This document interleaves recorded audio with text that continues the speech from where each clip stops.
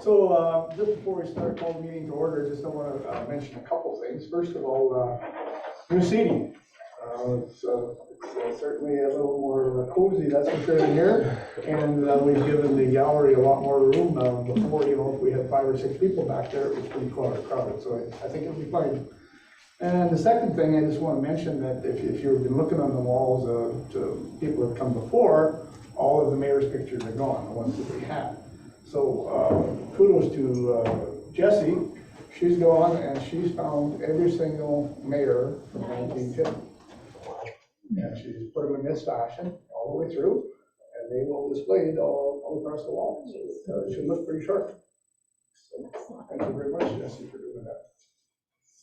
Okay, having said that, it's 7:01. I'm going to call the committee of the whole for March the 14th to order.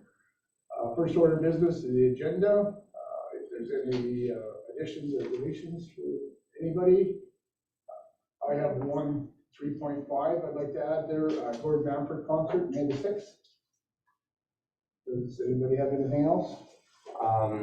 Regarding the Lions Club MOU, do you want to speak on that for a few moments?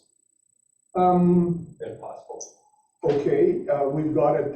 We've got the draft on there. I think we can probably talk at that time. Donna, is that acceptable? So you'll have a moment to say whatever you want at that moment. Is that okay? Yep, that's perfect. All right, thank you. So having heard no other ones, can I get a motion to accept the agenda with the addition of 3.5? I'll make the motion to accept the agenda with the addition of 3.5. Thank you, John. All in favor? And that is carried. So, first order of business. Leduc County SCS annual update presentation. Thank you very much for coming, all. Appreciate it very much. And if you don't mind, just giving us a quick introduction of who you are first before we get into it. Thank you for having us again. My name is Dean Oxy. I'm the Director of Community Services for Leduc County. I'm Carol Pagone, and I'm the manager for Family Support Services for the county. And I'm Sarah Russell, manager of Community Support. Thank you very much. Once again, really pleased to see you guys here. So we'll, without further ado, we'll turn it over to Dean, and you can get right at it. Thank you.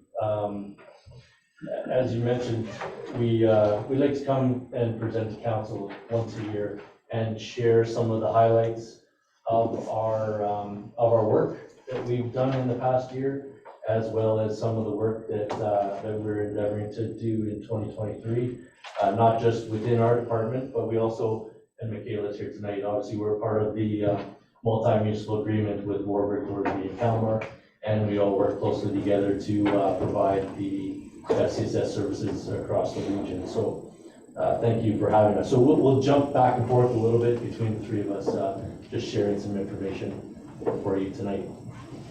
Our structure is there before you. It hasn't changed too much. We had a long-time staff member move on to bigger and better things, and we have a new person within our SCSS team. But obviously a wealth of experience within our team continues, and we're continuing to work closely with her. And she's doing well. About 6 months in, and picked up quite a bit. So we're happy to have a new member of our team, but structurally it hasn't changed from the last time we met with you. And these things haven't changed as well, but we do receive a grant from the province for $174,000 per year to administer multi-municipal FCSS services for the region, for the Warburg and the county. The guidance of the principals our programs stay the same in terms of what it is that our goals are with regards to our FCSS support, prevention, volunteerism, community development, local autonomy, and accountability. Again, our services are voluntary, so people come to us to take part in services that we offer, programs that we offer, workshops that we offer, and we look to support people in providing services when they're requesting that support. Again, we offer 2 subsidies. The counseling subsidy is available to all of our residents who don't have access to employer benefits, health benefits that cover the cost of counseling. And then we have the house feeding subsidy that's available to older adults and adults with disabilities, people who need some assistance to help fund the age of 16. And then our family resource network, these aren't really new information either, but $690,000 is received to run our family resource network. We support families all throughout the region other than the city of Leduc. So we do have our family resource network site here in Thorsby, and we focus on child development, caregiver capacity, as well as reducing social isolation. So we provide parent education, different child development programs, as well as in-home support for any families with children 0 to 18. And all of our programs are open to all Albertans. And we're just concluding a 3-year contract with the province, but they've extended for another year. So now has an end date to it, but we're hoping to continue that relationship with the province on this program. And we do have funding now for another year until March 31st, 2024. And our Bridges FASD program supports adults who have been diagnosed with FASD or may have FASD. So we provide support one-on-one to help reduce the social determinants of health and help support stabilization of their life. We also provide community education and awareness. I wanted to provide this graphic for you just to explain the 3 grant programs that we have. Obviously, our partnership is with the multi-municipal FCSS agreement, but the other 2 contracts that we have include the town of Thorsby as well. Multi-municipal is, of course, with Warwick, Thorsby, Kalmar, and Leduc County. The Bridges is a fully regional program, so we provide that service in Leduc, Beaumont, and Devon as well. And the Family Resource Network is within every community other than the City of Leduc. The City of Leduc has their own contract with the province for that program in the city. This just speaks to our social framework and the goals that, the value statements that were developed when we developed our social framework in 2019. So we were working on with this document that's going to be carrying with us for the next 10 years, a living document that outlines the values that we as a region are working towards when it comes to providing social supports in the community. Some of the highlights and successes over the last couple of years that we've seen by implementing what we learned through the social framework is around building the sector. We want to continue with this annual chamber luncheon where we're showcasing social issues to the business. We're also, again, this year going to be bringing another conference on gathering our medicine, where we're showcasing Indigenous perspectives and family support. Carol will talk a little bit about the Regional Youth Conference, which will again be an annual event. Our living libraries are ongoing. We have regular events where we're showcasing lived and living experiences around social issues. And we're also working on a plan regarding community safety and preparedness. And then for reducing barriers, we continue to have drop-in hours at the station at our site. And anytime that we're able to run an online program and record it, we've been posting it onto our website for people to see at their leisure. And then with our children and youth programs, we've partnered with Black Gold Regional School with the mental health team, and we did offer programs here in Thorsby as well. And the first Youth Wellness Symposium was held in the City of Leduc, open to everybody, and we did offer transportation. And this coming up here in 2023, we have some new plans on how we can offer transportation and really have the youth from the areas come up to that. We also signed a memorandum of understanding with Alberta Health Services to be able to provide a community helpers program. This is a suicide prevention program for youth. So we're going to be offering that throughout the county, and we have touched base with the schools here with Michaela, and we're looking forward to implementing that here as well. For healthy people, mental health initiatives are very important to the community. We definitely recognize the community has grown in the community, and we've had quite a bit of success with regards to several initiatives that we've been hosting and will continue to host. Our social awareness campaigns are And we have certainly recognized social isolation as an issue with regards to how people are coming out of the pandemic, and we want to help people to stay connected to our body. Addressing poverty, there's definitely an impact of this throughout the region and throughout the province, but we certainly want to identify opportunities for stabilizing people and helping them to improve their situations when possible. So we have a lot of good things, a lot of good work happening with regards to financial literacy, empowerment, building skills, and helping people improve their knowledge. So this is just an at a glance, some statistics from our FCSS program from 2022. Sorry, I'm just going to pull up my extra notes on that one. We had 2,238 participants in all of our programs. This was a 20% increase from 2021.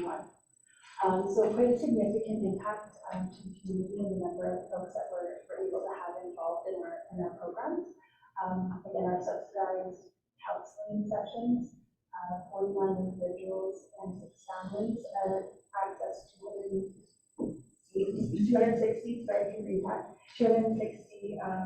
counseling sessions.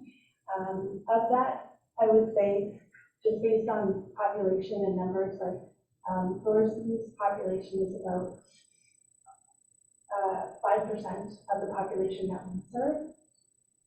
The number of folks that are accessing our counseling facility is about 4% of the number that we're supporting. So with our partnerships with Connect 39, we definitely will be promoting these services more in the community, and we hope to see more people accessing that going forward.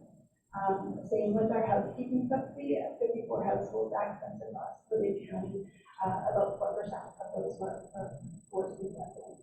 So certainly it's an important program in our area, and we continue to offer. I can also say that we had an increase in the number of sessions that we offered for both workshops and presentations. We're up to 78 with total 2,000 participants. Our tax return program, our voluntary tax program, is very popular as well and across the region. There were over 400 tax returns filed and over $1 million government dollars back to those offices. So it's very impactful. Yeah, and just a couple of things that are really hard to read out there, but our financial literacy workshops have been very popular. We've had over 100 participants at 4 sessions last year. And these are our Family Resource Network statistics and how we relate to Thorsby. So we had 176 parents and caregivers attend our parenting sessions. So for Thorsby, that includes a family night that we did with the preschool for preschool readiness. We also offered an infant massage and an online circular security program. And 2,672 attended our in-person programs and events. And that included Thorsby Halloween and Christmas and community awareness events. As well, we partnered with the library to provide child development bags for children 2 to 17. We created the bags and then worked in partnership with the library to get those bags out and then gain contacts with families through that avenue. We provided 91 families with one-on-one support with 658 visits. And we do have several families that we support in Thorsby and the area. And our drop-in programs, we had an increase this year, 320 participants for the year dropping in. And in Thorsby, that's over 200. It was 204 that dropped in. And some of the things people were dropping in for were child development information. We had a few youth stop in to talk about it was a safe place for them to talk about grief and loss. We've had seniors stop in to get support for technology. We've had referrals for food insecurity, and we've had referrals where we've forwarded them over to FCSS here in Thorsby. And yeah, the child development screens popped in for that, the different referrals new to the area and finding out where the Alberta Health location is and where to go for immunization. So those are a few of the drop-ins that we've received. our Bridges FAST program, we've had 36 individuals over the last year with over 1,100 one-on-one visits. We also had a conference this year focusing on strengths and abilities, and had 21 participants attend. And we provided prevention conversation information at our youth wellness symposium. So part of our program is around awareness and prevention. We also wanted to highlight some of our 2023 priorities for you. As we mentioned, social isolation we've identified as a key priority for us, especially with the senior population. So this year, our council supported an additional $15,000 to support seniors through grant programs.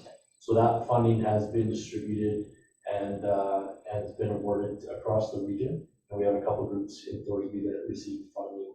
So the intent is to incentivize through some funds for groups to target and support and encourage seniors to get out and get healthy mental health or physical health or whatever it is. So we've had some good partnerships that came out of that, and we're hoping that continues in the future as well. We're also working closely to present to our council in the next quarter around a program for assisted transportation. So we did a survey last year, and we engaged our residents and talked to them about some of the barriers to transportation, and we identified that there obviously is a need in the region, specifically rurally, with the ability to have someone come to your place and assist and give you that transportation support.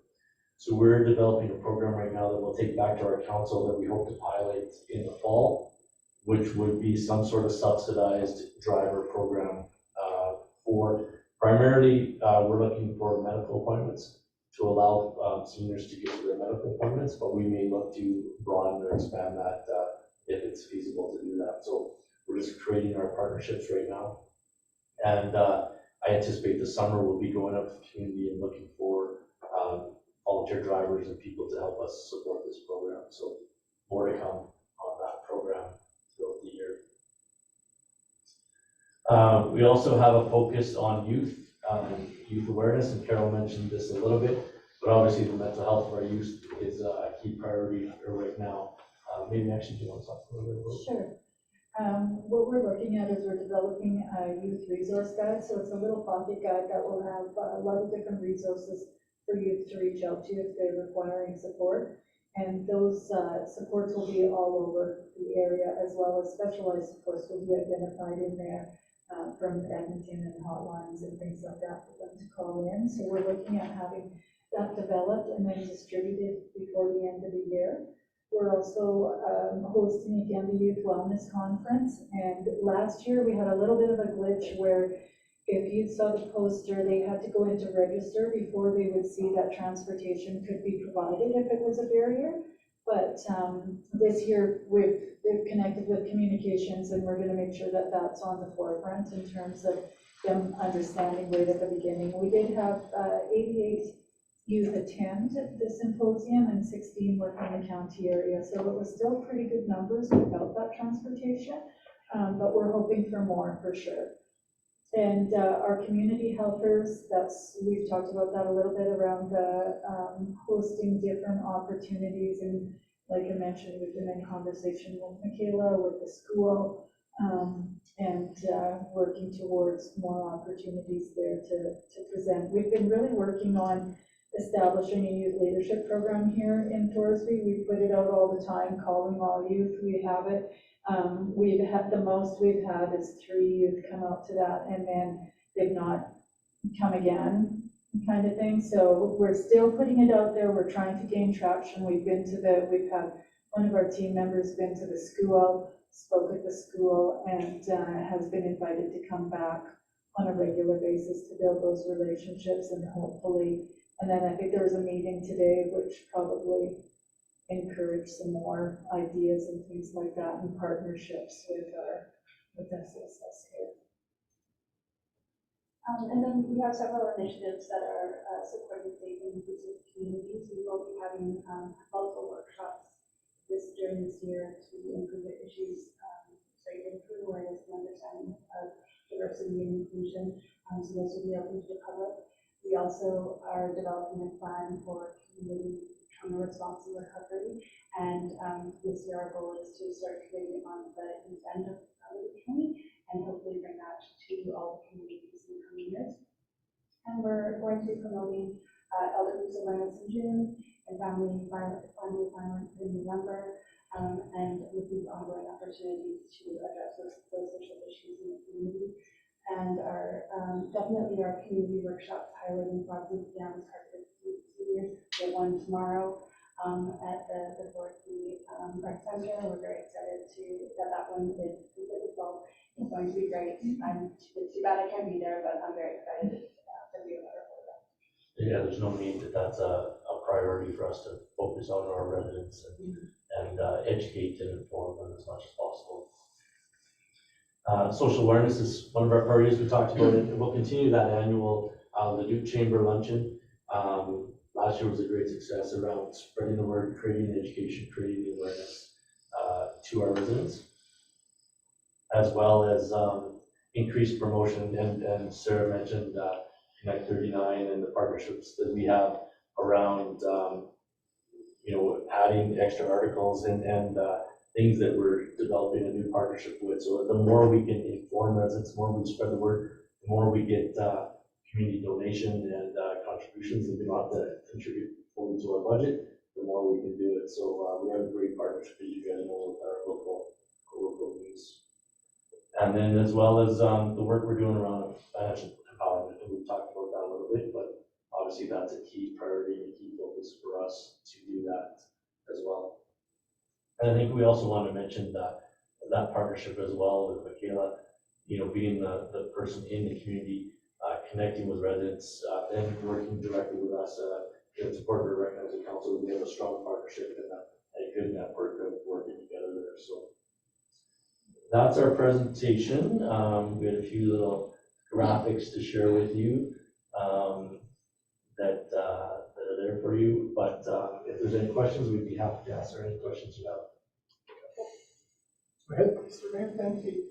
Just interesting on transportation. I remember Augustana College in Camrose years ago was working on rural transportation issues. And they also had some pretty serious grants. There was a lady there that was kind of the guru of transportation. Is there any thought about tapping her for some of this? I can't remember her name, I'm sorry, I don't remember anymore. Yeah, the partnership we're looking at right now is and we're helping them connect to grants. And the way, it's all very preliminary, but the way we look at structuring with them is that there'll be a separate account just for so if there are grants or if there are donations or if there are other types of contributions, those will always benefit the stuff. So I think we have a strong partnership started there that we're going to our goal is that we will provide the service. But yeah, if you had that would be happy to talk to well to make sure we use that. They spent a ton of money in research and so forth. So I'll see if I can get her name. I think she's still there, but I'll see if I can connect. And my second question is, Minister Ellis, before he came over to emergency management and public safety, he was mental health. And I know I've spoken to him about it in another matter, not with Thorsby, but he put in some pretty good programs when he was Minister of Mental Health and some really good community programs. And I was wondering if you might wish to tap into him and see what he did for FASD, because he was really, passionate about that kind of thing. And there might be some grants or the program development there. I know there's a minister there, and I know we're going to election. But if worse comes to worse, if you don't get a response from the current minister, I can tap them through my contacts and see if there's something left behind that will help FASD in the like that. My last one, sorry, Mr. Mayor, is in your discussion tomorrow with seniors with frauds and scams, are you really hammering about online dating? It's the largest, serious, most horrific phishing scandal going. Many seniors have built right out of their everything. So I just kind of wondered if you spent, pretty confident you do, but I don't know exactly what you would have doing that.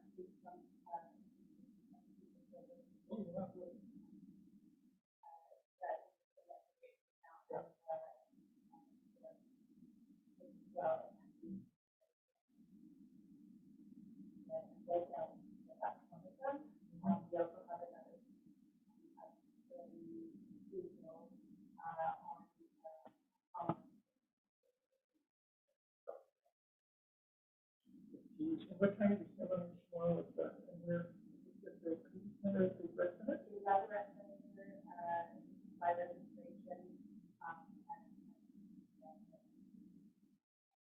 Go drop in.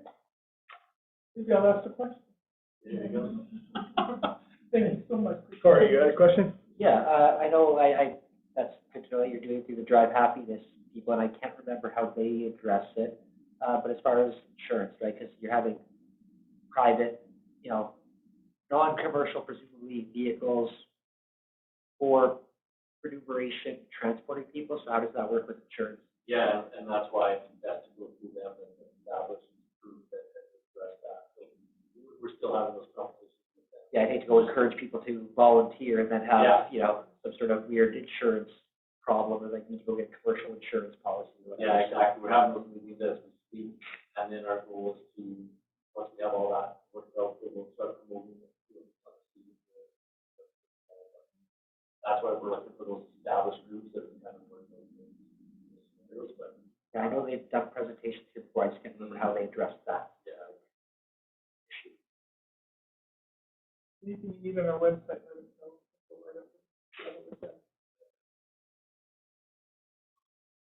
Anybody else, anybody in the gallery have any questions at all? Well, like I say, I really appreciate you guys coming here and the partnership with the county on this, and I think, I see with all the people showing up at the complex there and McKellar's programs, and, pretty happy place for some of them, so thank you very much for that. thank you for having us. Thank you.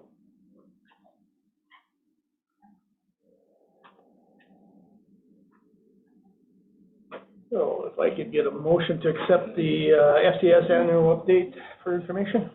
I'll make that motion. You, all in favor?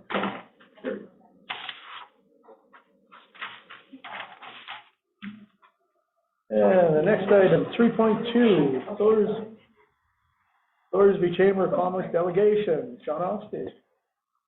You have the floor. Okay. So I've written a lot, but I'm going to try to be as brief as possible, but there's so much to say. It's very exciting. I've just given an update of basically since we started. So we started, had a new board starting May 31st, 2022, and we have 9 executives. On December 31st, 2021, there were 22 members. December 31st, 2022, there were 49 members. So we've really increased our membership. May 31st, 2022, there was 2,244 in our bank account, and now, January 31st, there was $12,843 in our bank account. And we're now set up with online banking, so Chamber can receive e-transfers, which makes it so much easier to receive memberships and stuff. And we got 2 new members today, so very exciting. We officially became a society on January 13th, 2023, and are fully insured host events. With the new up-to-date bylaws that were submitted with the application approved. We've hosted 2 events so far, including the Chamber Gala on November 26th and Christmas in the Village on December 2nd, which were successful. We are in partnership with the town and Arctic Spa to bring board down to Swansea on May 6th. And I think you guys are discussing that later, so I won't go into it too much. We'll need over 40 volunteers from the community to help with the event, and the proceeds are going to Arctic Spa Recreation Complex for maintenance of puppies, which are much needed, so very exciting. We're in discussion with the community for the May long weekend, and so right now that we're putting on a parade and a soul pitch tournament, beer garden, a market. The Historical Society is putting on a cornhole tournament, beer garden indoor, meatball supper, and a family dance. And then all that fun stuff, that, like last year, is gonna be at the recreation complex for the kids. Class of 2024 is doing the outdoor barbecue. I know our 2023, my son's graduating, we made $1,200 last year at the barbecue, so it was a very good fundraiser for these kids. Yeah, we're trying to get as much as we can at the complex, because we just love that place, and it's just a great outdoor space, so. So for the 50/50, because we hold so many events, what we're trying to do, and still to get it out there, we're gonna get different user groups to kind of put their name in the pot and pick every time and rotate it. So it's been kind of rotated only between maybe 2 or 3 different groups, so we'd like to expand that to all different ranges of groups. And so that's what we're trying to do. So we're gonna be working on that. So it's nice to have 50/50. Someone had recommended, actually it was Barry, recommended a 3-card express train, which was really cool, something fun and different that 18, 20 people can go, but it costs about $2,000 to drive out here, so we need a sponsor, so we'll see. Yeah, so we're having another meeting this Thursday at 6:30 with the group again, just to see what kind of, if there's any more ideas, and keep on track with it. We currently just have one major project going on, which we're raising money for, and that's a new chamber sign. It will be a chamber community tourism sign, and we're hoping to incorporate the community event sign as well. We're still working on the design, but have ideas. And it's not a band-aid fix, it's something we're going to be proud of for years. And David's already spoken to Alberta Transportation, and we've spoken to talked to Donna here, and we're ready to start getting drawings together. And so yeah, it's good. We had a meeting with the town regarding snow removal. There were some concerns by businesses, but we had a wonderful meeting with Donna and Andrew, and they were it was really good meeting, and thank you for listening to our concerns. As well as some concerns about the first impressions when people come into town of our boulevard and stuff like that, and something that we will again address when we have time.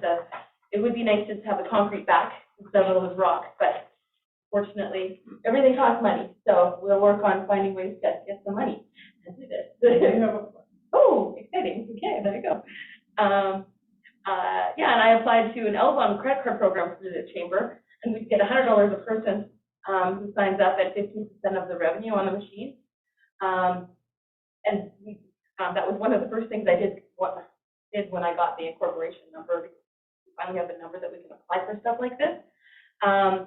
But there's no response, and I'm worried because they were needing financials, and we don't have any financials. It's been around for I don't know how many years, I think 70, 80, whatever years, but there's no financials, audit financials. So this year will be the first year we're going to be getting them done. They're in the process right now, so very exciting for us. So hopefully moving forward, it'll be easier for people to get stuff, right?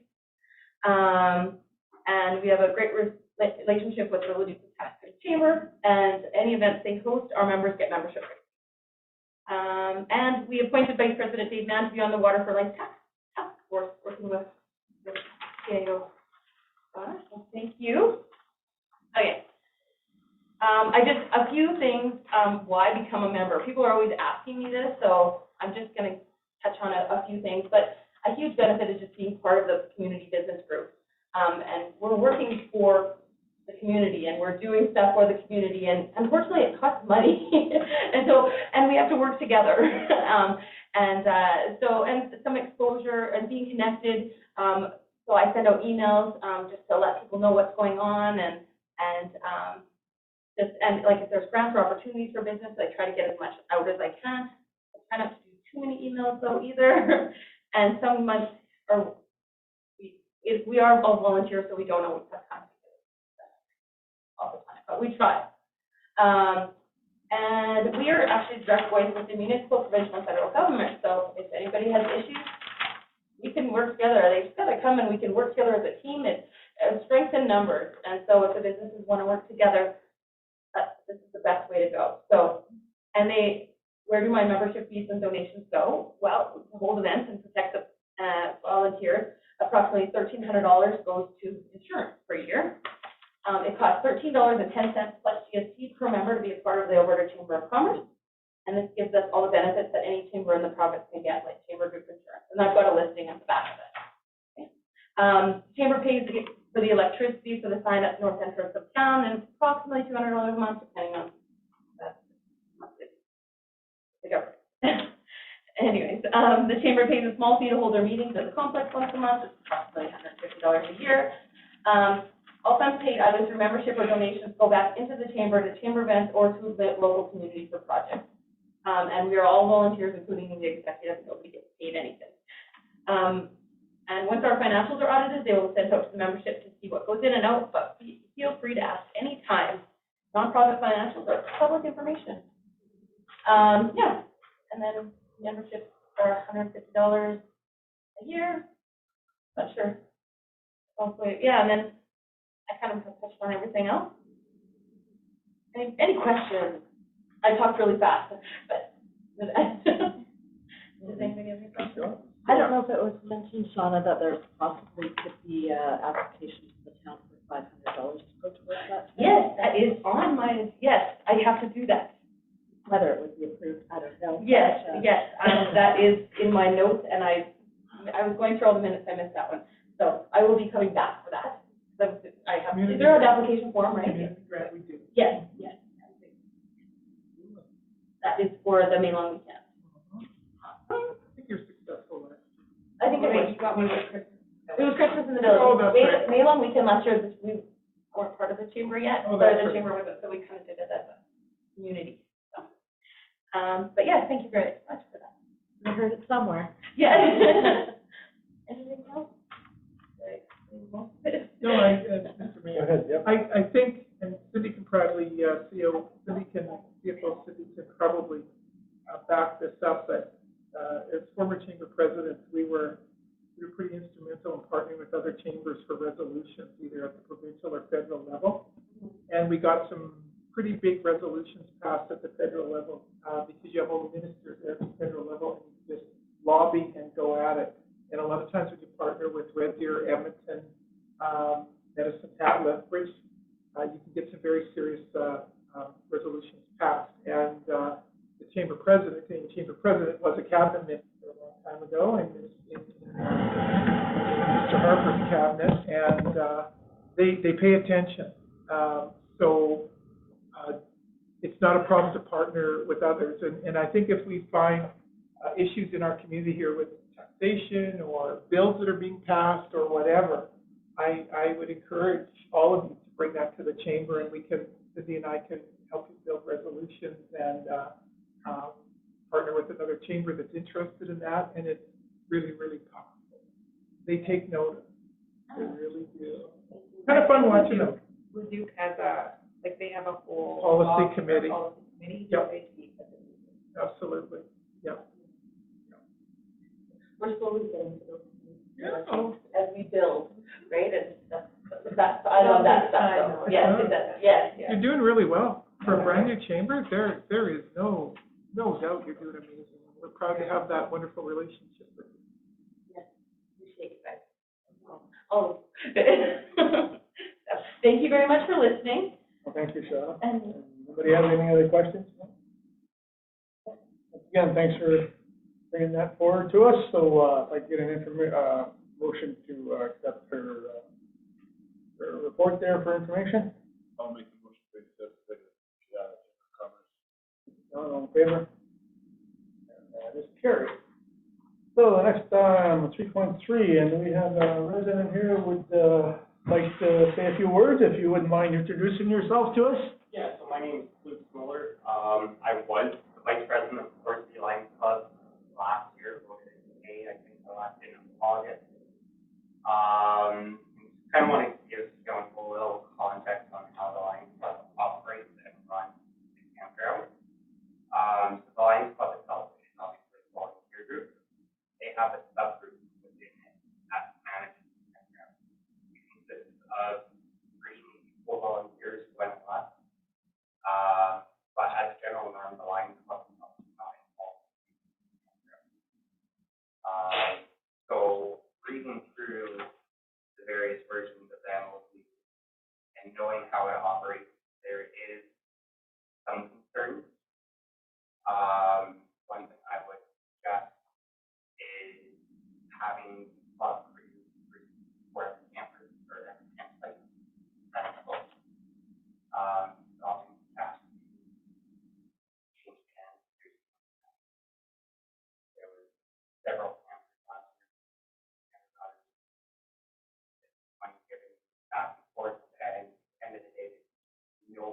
reasonable way to transfer that.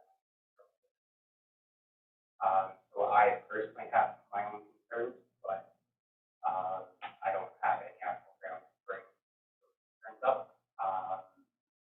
Regarding the upgrades to the campground, none of the towers currently have to go there. We have to guide plugging out there. Essentially bring every single outlet that's on that campground. Based on meter. So that's a huge concern for what it is, but there's definitely a lot of work done there. What that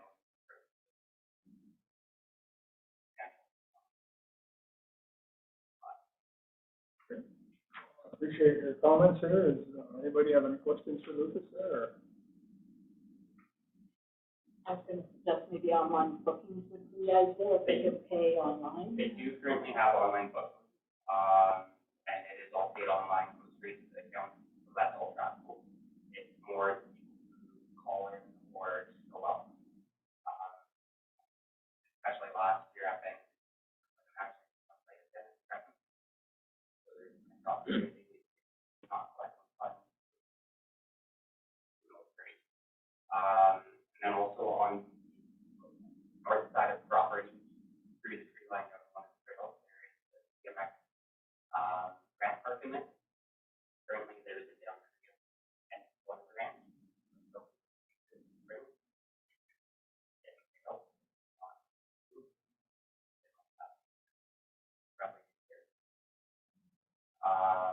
but it's, yeah, it's not a meaningful area. I don't know if that's campground or bloom, kind of up in the air who takes responsibility and one to take responsibility.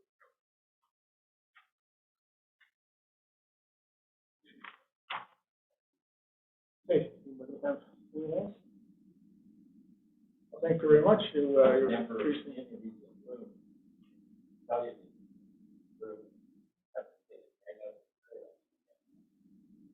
Yeah, I read that.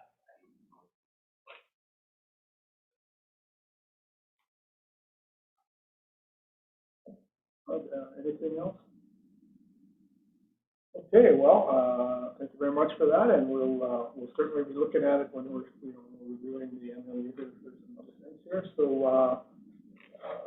I'll leave it, take it over to see Donna to go through the rest of the lines MLUs up. Thank you, Mr. Mayor. We'll probably focus on the last one because we brought these other ones to council, and council's provided us with some direction. It's important to note, because there seems to be discussion and consternation in the community that we're not talking to these community groups, and we certainly have been working with the Lions back and forth and negotiating, so there's no animosity there, and but they're countering what we do, which is fine. So our first MOU was a very bullet point type document to give talking points. That's what we typically do. And they came back with amendments proposed. We brought it to council. Council asked us to provide service levels within the campground, and so we wrote another draft providing all the service levels, and that's on page 5 of 54 of your council package. Some of those service levels were trees in the general public area to be skirted at a safe height of 6 feet, not inches. Needles picked up in bush lines, cleared of deadfalls according to the Fire Smart program. We have to look at that because we have trails and so forth. We have to bring this stuff under Fire Smart code. A total upgrade of the washrooms to current code, outlets brought up to code, minimum 30 amp. Clean, tidy aesthetics around the septic system and make sure there's no overflow. Paint and upkeep of all wood structures. Insect control, we wasp nests on a continual basis on all buildings, nearby trees and structures. So the Lions returned with a draft on March 6th, as detailed below, and some of the points that they wanted in this draft 4 was the Lions will set up and collect any and all rental rates fees associated by the means in which the Lions agree upon within the club. The next point, do general cleaning and upkeep of the campground and facilities, countering point E3 by removing any specific tasks, in other words, washrooms and so forth. Point LC4, manage the day-to-day operations of the campground in which the Lions agree upon the club. Create expansion plans, upgrade plans, and implementation of the campground. Expansions and upgrades countered point 3 by removing specifics.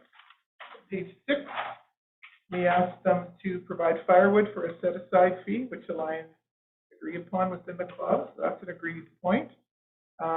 We asked to accept and schedule bookings for campgrounds and facilities, work with other community groups who are working on projects that may have an impact on camping operations, coordinate, winterize the campground in accordance with the town public works schedule, clearing water lines, that's agreed to. Keep the campground and facilities clean and aesthetically pleasing, to a less specific extent than we originally asked. Provide fine trimming and manicuring of campsites, grass, weed, and flower beds. So far, we're in agreement on there. Keep firewood clean and tidy. We are in agreement. Make sure any contractor working within the campground has a business license with the town before completing or starting any job or work. We are in agreement. Present a financial statement for the campground annually, prepared by a qualified professional. Ensure the campground is locked during the off-season. Provide all locks to do so. Provide the use of sandy dump free to residents of Thorsby and campers and have a set price for all others. We're in a little disagreement with that because, not that we disagree, but how are you going to monitor it? That's the issue, because people are coming off the highway and dumping. Provide day use areas free except in the instance of booking the cook shack. The Lions will have a minimum donation requirement. The Lions agree upon within the club. Provide $500 per year towards utilities and provide garbage disposal. We indicated in this last draft that we would support them. Yep, did I miss something? Yeah. Sorry. Yeah. Sorry, this one. I apologize. Thank you. And then in their draft, they indicated that we would support them in marketing and promoting, cut the grass at the campground, all the grass, take care of disposal of the sandy dump station and outhouses, provide and pay for all utilities, including power and water. We were planning on putting a water meter there. Coordinate with Alliance to winterize the campground, avoid interfering in day-to-day operations, bookings, etc. Not quite sure what that one means, in all honesty. Provide liability insurance in the instance if there's an injury. We have checked with our insurance company, and our insurance company is requesting the Lions Club provide a minimum of $2 million in liability, maximum $5 million, and that's what they're asking. So we're going to have to let the Lions know about that. If someone sues us, if something happens on the Lions campground, they're going to sue us both, and so our insurance company is asking for their liability insurance. We have to let them know that. Coordinate with the Lions if the town needs access to any buildings or main controls of the campground. And then the Lions request rental town facilities function in events at secured rates. Lions hold a profitable event in case to charge fee for attendance or items or parts will agree upon a set price structure. And when the Lions hold a free event with no fees involved, the parties agree to use the town facilities will be free for the Lions use, and then meet with council once a year for strat planning with respect to upgrades and expansion in hopes of town support. March 10th, we prepared another draft detailed below, and basically we agreed with quite a few of their points, but we asked for more detail in our draft. We wanted the bathrooms clean and sanitary, and of course the Fire Smart program, again, we kind of reiterated that.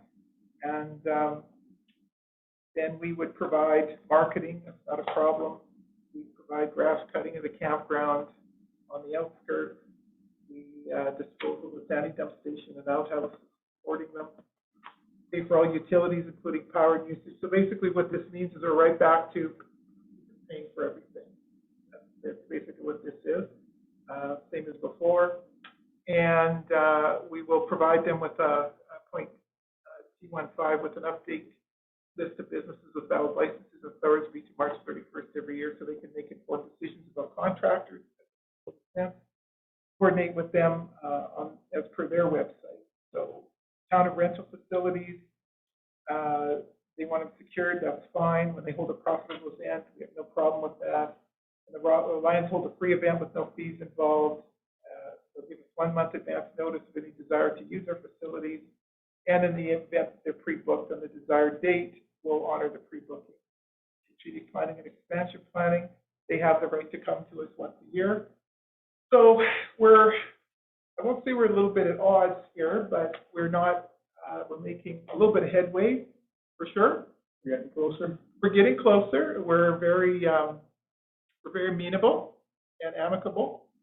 So it's actually negotiations, but we're bringing it to council tonight just to get some more direction, some more thoughts, because lines are coming at the next regular meeting. Go ahead, Chip. I'm just wondering, facilities, what would that entail, like that complex and community hall, or? That's what I'm thinking, Councillor Musson. I think that maybe even some registration fields. Yeah. I mean, I went over it and clarified, use of the word facility was the definition portion of the MOU that was drafted on March 10th.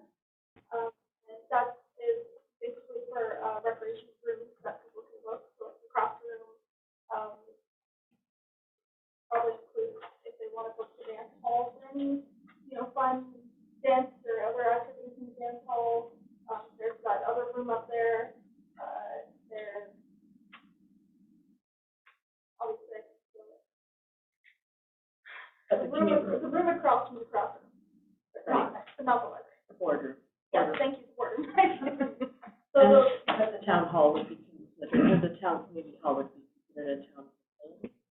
I don't think we included it in here because we don't want to step on any toes. With the community hall, if the community hall wants any sort of agreement with the line, collaboration, it should be up to them. But it's also Currently, the Lions Club actually portion of the or not the senior start from the historical society. So they do have an agreement with that. I have a question. Is there an option for maybe someone else to try taking over the campground? And the only reason I'm saying this is because as taking over the chamber from many of the same people that are running the Lions Park, I saw the mess of non-financials that they had, how they ran it and how they ran in a deficit pretty much the whole time they had it. I'm concerned as a resident, and just because I'm not doing it, this is not like a personal thing, this is, I've seen proof, and I can bring it to you if you need it. I'm just very concerned about this group of people running our campground, 3 or 4 people. And Lucas has obviously clarified a lot of things, and I don't know if there's another option, but it makes me nervous. And I mean, they've had the campground for how many years, and it looks like crap. So what makes them that they're going to make it do something this year? Like, what's going to change?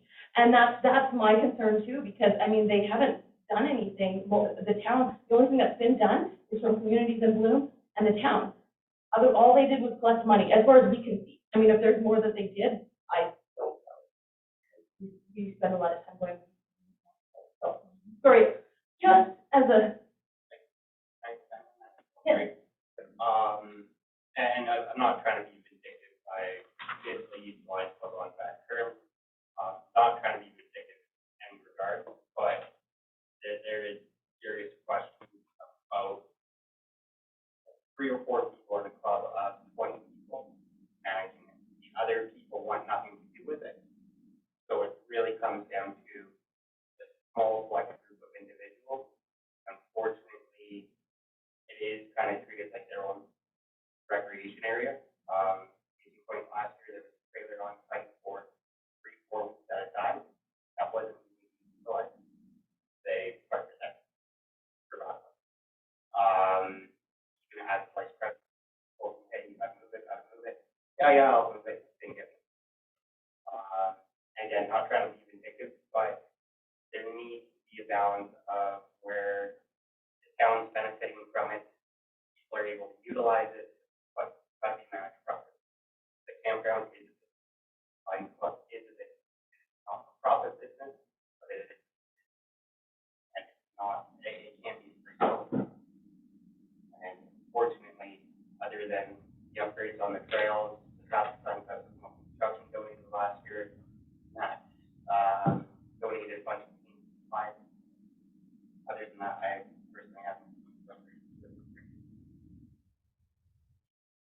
Any of the councilors have any comments, anything they would say? I know, for myself personally, I certainly, know there's valid concerns and, that they're a little bit disturbing for sure.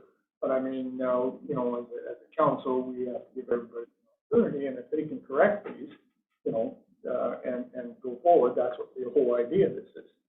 But if they can't, then that's step 2, I guess. That would be my feeling on the whole thing. I believe in the agreement there is that they have to have their financials, just like every other agreement we have with everybody else, they have to have their financials reviewed by a qualified individual this year. I don't think that's ever been in the agreement before, because we are trying to make a standard agreement, kind of with similar things for every group. And I think, like, some of the things that, were brought up here, certainly we're looking at it already. They're bringing out the code. And I think that, on page 7 there, Sarah Donnelly, you could probably put in there on, LA5 that when they're collecting their fees, that they have to issue a receipt. And that receipt book should be part of the, Ask for the national. Yes. That's not, this is where I'm out. Exactly. Yeah.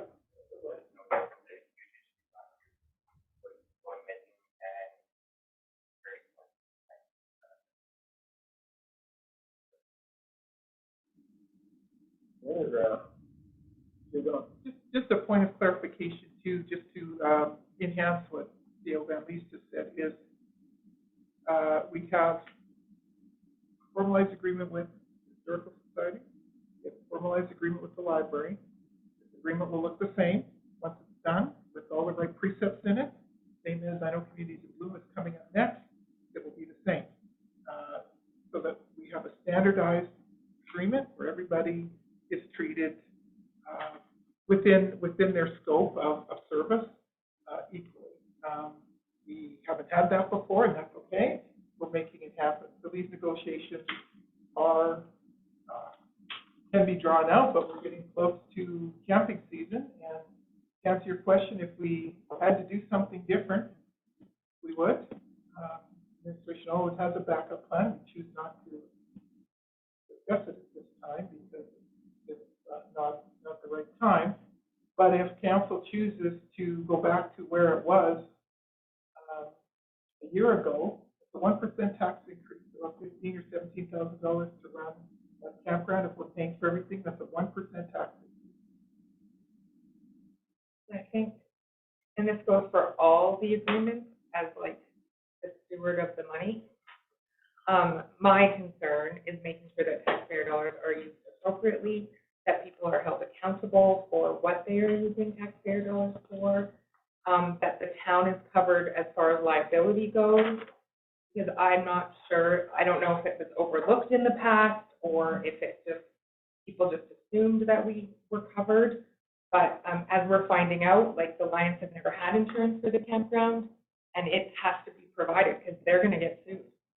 So, like just these things, it's not that we're trying to come down and be hard on people. We're not. We have to protect the taxpayer dollar, and that's what it comes down to. And as you know, this town is not out of the woods. There's other things that have come to light. Like in the last 2 years, this town has lost over $700,000 because their revenue was overstated in 2020 by $170,000 that I've found in the last year that will be corrected on these next financial statements. So when a town of this size loses that much money over 2 years, that's concerning. And so now we're trying to stop the bleeding. And we're trying to make sure that the dollars are used what the dollars are supposed to be used for. And that if we're giving this money to community groups, that it is used appropriately and that the town is not being taken advantage of. And that everybody has a standard agreement who we supply money to. If there's nothing mean, or we're not trying to control anybody, we're just trying to manage the public purse appropriately. Yeah, Does anybody have anything else they want to put into the draft here before we take it back to Brian? You can always talk to Donna later. Or email you, Mr. Mayor, and what we're on, for sure. I noticed, because I'm involved with the orchard, I noticed that on the line, there are trees that are leaves and that are dead, and that have been addressed to the line, saying, please remove them, because it's their land, they have to look after it, and they're not being, and of course, if that leaves get into the orchard, that's irreverent. So I don't know. There is one item on there, like U1, is that the Thorsby line shall be responsible for all upkeep, lawns, painting, and trees. So it's really covered, so if we see something like that, we can move it. Yeah.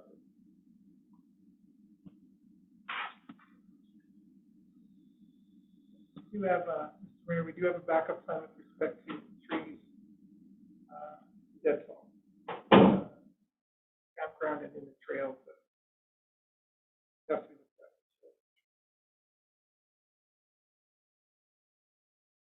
Yeah, it's, camping season's coming, so, we'll get to it for the next meeting. So we'll come back. Yeah. I think, just in speaking with this, we've been through these kind of negotiations before with community groups. And they can be perceived as contentious, they can be perceived as dictatorial from a municipal standpoint. We don't come at it like that. We aren't interested in taking anybody off their preferred things that they need to do.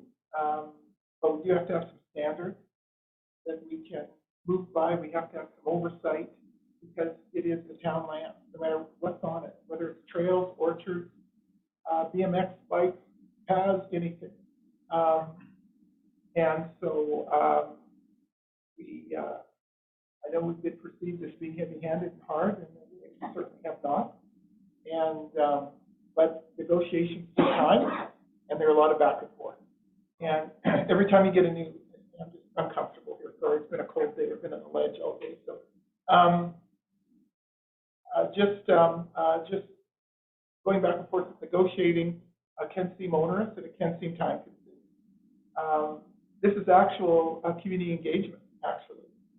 What we're doing according to policy is looking after not only the public purse, but engaging the community. And we'll win sometimes in these agreements, and they'll win sometimes.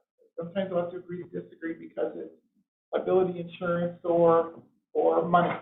And that's just standard procedure. So I know, just wanted to make that clear tonight because I know we're being perceived as a bit heavy-handed and overbearing.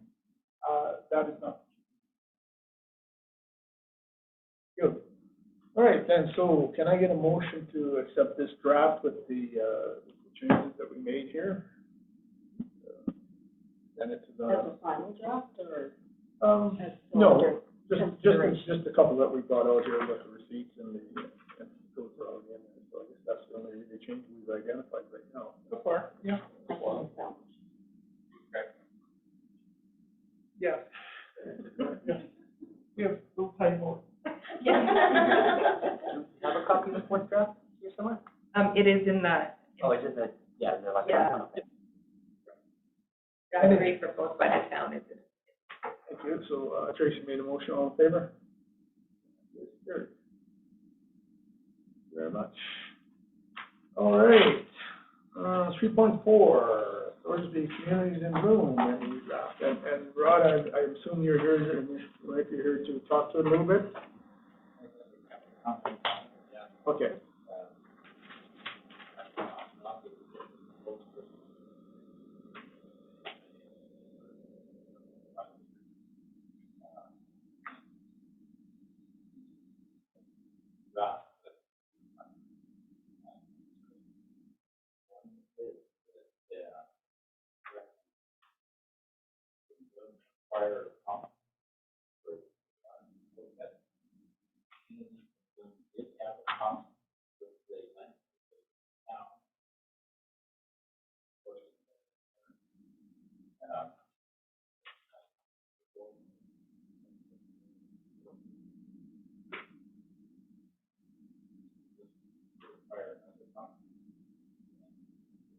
second major question is removing the shed from.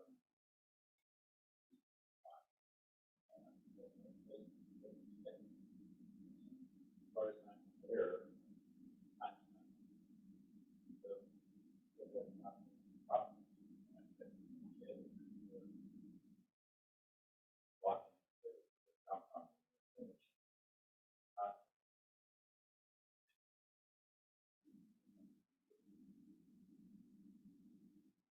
Thank you for that. Anything else you want to point out? All right, so, yeah, Donna, if you want to go through the rest of it like you did with the Lions there, I appreciate it. Thank you, sir. Started out in November 5th, 2022 with the Communities of Bloom meeting, and we sat for 3.5 hours with the Communities of Bloom team, what you like, what you don't like, what you like, etc. And we took extensive notes, and the first draft had to do with everything that came out of that meeting. So we sent it off, and the draft, we sent it off just after Christmas, as before Christmas and things are happening. Communities in Bloom sent a draft response back to us on March 7th, 2023, which will be seen as Return Draft 2 on page 28 of 54. Talked about, let me see if I got this right here. Yeah. So the return draft indicated that their base budget was $4,000 on plants, fertilizer, delivery, shrubs, trees, insurance, and program registration, and $3,000 on the watering contract. They wanted to gather tenders from 3 greenhouses if available, countering our point A requesting 4. And they would seek long-term tender commitments provided the town agreed funding remains in place and the greenhouses entertain the idea. Point C2, CIB would oversee the watering of all plants, according to our premise, the original. The town will supply the water fuel for the pump and the watering tote. CIB will supply the utility trailer for the watering tote. So at that time in that draft, it was reported that we would provide that. Point D2, a designated spokesperson from CIB would be the liaison, however, signed documents must come from the executive. Point E2, CIB would determine the appropriate time to plant in the community, which would be based on weather conditions, volunteer help, and delivery timelines. Goal for planting can range from the last week of May to the second week of June, countering our point. In the event of extreme weather, such as heavy rain, hail, wind, and heat, they'll not be expected to replace plant shrubs or trees that may be damaged or lost. Vandalism occurs, they will also not be responsible. Point F2, should CIB plant the hanging plants, require the town authority public works team to assist. An agreed time will be sorted out by both parties. They countered our point. We wanted 2 weeks' notice because it's in the summer, we're pretty swamped. So they countered that. And we come to the compound where CIB shed is located to grab items. Public Works would unlock the gates with an agreed upon time by both parties. I will speak to the shed issue on this point here. We are in the process this summer of bringing in contractors to look at that water treatment plant that's sitting there. It is dangerous. I don't know as we move forward with that what equipment will go in there. We're just getting quotes. We're getting people to have a look at what's in there for sale. Because the council given us permission to go ahead and look at selling certain things in there. I don't know if there's a sale portion this summer, what equipment we're going to have in there. That is not a public compound. That is a compound. It has public works equipment in it and Fortis equipment. So Fortis equipment is a big transformer. In there, we've got to be very careful. So where exactly is this shed right now? Back corner. If you go into the gates to the left of the big cold storage facility, And it's just used by the community group. Yeah. There's no other club or anything that has anything on town land. The only folks that do are, I should say no town, but the soccer team and the baseball team have rooms of keys in the rec center, but Kelly controls it. I'm not wanting that shed damaged, and we can't be always ready to open the doors. The key all the time. We're not prepared to get the key out because that water treatment plant there is dangerous. And I know nothing's happened. I get that 100%, but I, as an administrative steward of our lands, I can. We have no problem helping move the shed to someplace, helping find a place for the shed that's accessible to them rather than the no problem. Did you have thoughts where it could go? We haven't talked about that because we're waiting for more conversation with communities in Bloom. We'll certainly entertain a brainstorming session about it for sure. I don't have anything. There's always a place for everything. Yeah, go ahead. So that is negotiable then? The shed is negotiable to be moved to a place outside that compound. We'll help you move. Yeah, we'll help you move it with our equipment. Yep, no problem. Yep. Just takes a couple squats, probably, there maybe a loader, bunch of cranes, and not a problem. Yeah, and about 1,000 people with ropes and rollers. All in. Go ahead, Tracy. That's right. But it would still have to be on municipal land somewhere because he doesn't have land. I don't either. I'm loath to say where, Councillor Tracy. I'm not being evasive. I think I'm just looking at the wording that's here, that's why I was. Oh, yeah, that was draft 2, right? And since then, we've thought about it too. So I think we need to have a discussion about it for sure. We have to be able to brainstorm a little bit as a team, town team, and Andrew's not here tonight, he's on a conference. So I would like to brainstorm it a bit. We have no problem coming back to a solution.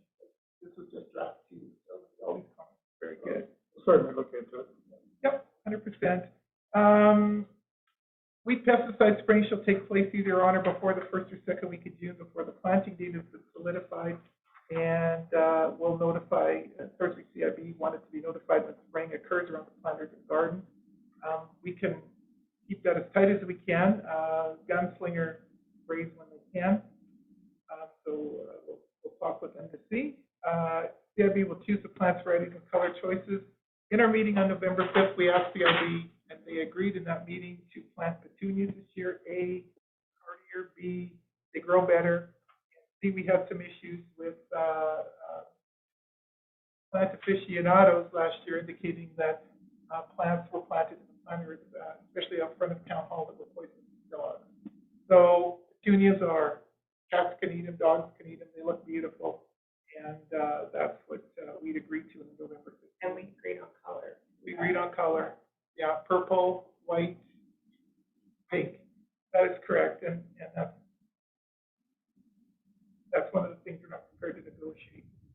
All expenses shall be provided to the town for reconciliation, of course, and with a qualified professional as well, looking at the books like everyone else. CIB shall take ownership and responsibility for all ground and hanging planters, and they've all listed them. Be allowed access from time to time for photocopying if required, and allow free room rentals. And Thorsby CIB will carry out the responsibility of watering, fertilizing the orchard, tree shrub pruning, etc. So then we came up with another draft, draft 3. This is our draft, return to communities in bloom. Basically, liaise with the town for planning and color choices right after the planting season to provide ample time to prepare for the next season. Gather expression of interest quotes from 3 greenhouses, choosing the appropriate bid for the year. So we're supporting what Community Bloom wants to do. Seek a 2 to 3 year commitment to supply plants if agreed upon by both parties, providing the funding remains in place with the town of Thorsby. And the greenhouse supports entering into a long-term agreement. The long-term commitment describes the greenhouse opposes pricing increases. CIB will negotiate a new price or seek a new expression. We're fine with that. Point D3, overseeing the contract for watering of all plants, scheduling the plant watering, supervision of the contract, payment frequency for service, expression of interest. CIB will choose the best candidate. In other words, they'll pick the contractor. That is not a problem for us. Ensure the contractor of choice acquires or already holds a valid business license within the town and proper insurance, and that is not an issue. If concerns arise between the contractor and CIB, CIB is responsible for finding a new contractor. Fine with that. Designate a spokesperson from CIB. That stays. Provide 1 month's notice to the town of the exact date and planning so the town may organize weed spraying services. Acknowledging the town is restricted by contracted sprayers availability. We don't always get them when we want them, and that's just not us. And they have to be licensed, and the pesticides used have to be environmentally friendly, and Slinger has those licenses. If I have the Sure. word exactly removed, because that to me is very. In point H3, Councillor Muscat? Yeah. Oh, the exact date of planting? Yeah. Okay. It just occurred to me when you were talking about business license insurance, which you probably apply to other agreements as well. We should probably put their like applicable WC criteria. Yep. Excellent, thank you, sir. Oh, sorry, would you like it to just say like the approximate date of planting? Yeah, exactly. Well, yeah, because sometimes the weather. Yeah. Right. We're gonna have another problem. Okay. Point I3, create a contingency plan for the event of vandalism or extreme weather causing damage or destruction of plants. It's a $7,000 grant. We're asking for a contingency plan to replant. Should CIB have hanging planters and require Thorsby Public Works team to assist, we are still asking for 2 weeks notice. Move the CIB shed off, and I've explained that, and we'll help with that. Provide a planter plan to the town for sign-off and discussion so that both parties are satisfied. The town may be event sensitive. Well, the reason we put this in is we may have, like last year, it was the anniversary of the church. And so, a planter, they requested a planter with plantings and so forth. And so we just want to be sensitive to some events. We can move planters around. We have no problem with that, but it's something that we all want to discuss. Provide basic maintenance service on the pump at the end of the season, and seek to acquire their own water pump and water tow for the 2024 planting season. And Sorry, and I have another alternative to that. Yep, awesome. Is the contractor you hire Yep. can have their own watering equipment. 100%. Like that's what, if it was me hiring somebody, I would just make sure that they had the ability to actually water the plants themselves and not rely on us to water them. Yeah, it's just labor, not a contractor. They're just doing. Yeah, then you're just hiring an employee, really. Exactly. Yes, so to me, it would be hiring somebody who's able to water them with their own Whoever's equipment. able to fulfill the contract. Yeah. That's right. Yeah. So that could be a consideration for 2024 for CIB. Yes, thank you for that. CFO, I keep calling you CAO. Please don't. Yeah, I don't want to be the CFO. And ensure each member of community Bloom has access to a hard copy of the MOU, provide the town with the contractor's information to give them notice. So for this year, we'll provide the water pump and hose for the planting season. Should the water pump break as a result of human error while in the possession of CIB, it will not be accessible for use. So we didn't budget to fix it. So you have to monitor your contractor. We're prepared to help you out with that this year. Provide fuel for the water pump in the form of 2 5-gallon jerry cans with the cost incurred to the town. And when you need them filled up, just come to us. We're prepared to support that this year. Approved water to be filled at the Lions Campground by the town and CIB approved contractor for the use of watering plants is agreed to at no cost to CIB. So we're supporting that for you. Is that up? Not the Lions Park, that the old fire hall? It's hard to fill the tote out of that hose. It's really difficult. You could certainly try, but the guys in the public works offices said it's easier to fill it at the campground. Right? The bulk. The bulk water And you have to station. put, I thought. You have to put cash You have to put in. money in it to get water Yeah. out of it. Garden hose would take, I'm not sure how many hours. No, Yeah, no, The hour you take, an hour and a half. yeah, you don't want to do And you've that. got to have somebody stand there for an hour and a half while it's filled through a garden hose. Well, so anyway, We could talk. a point of negotiation. There might be a way that Andrew can tap into the hydrant or something like that. We could probably tap into a hydrant if we're around, or we just maybe thwart this money system. I don't know, but let us think about that.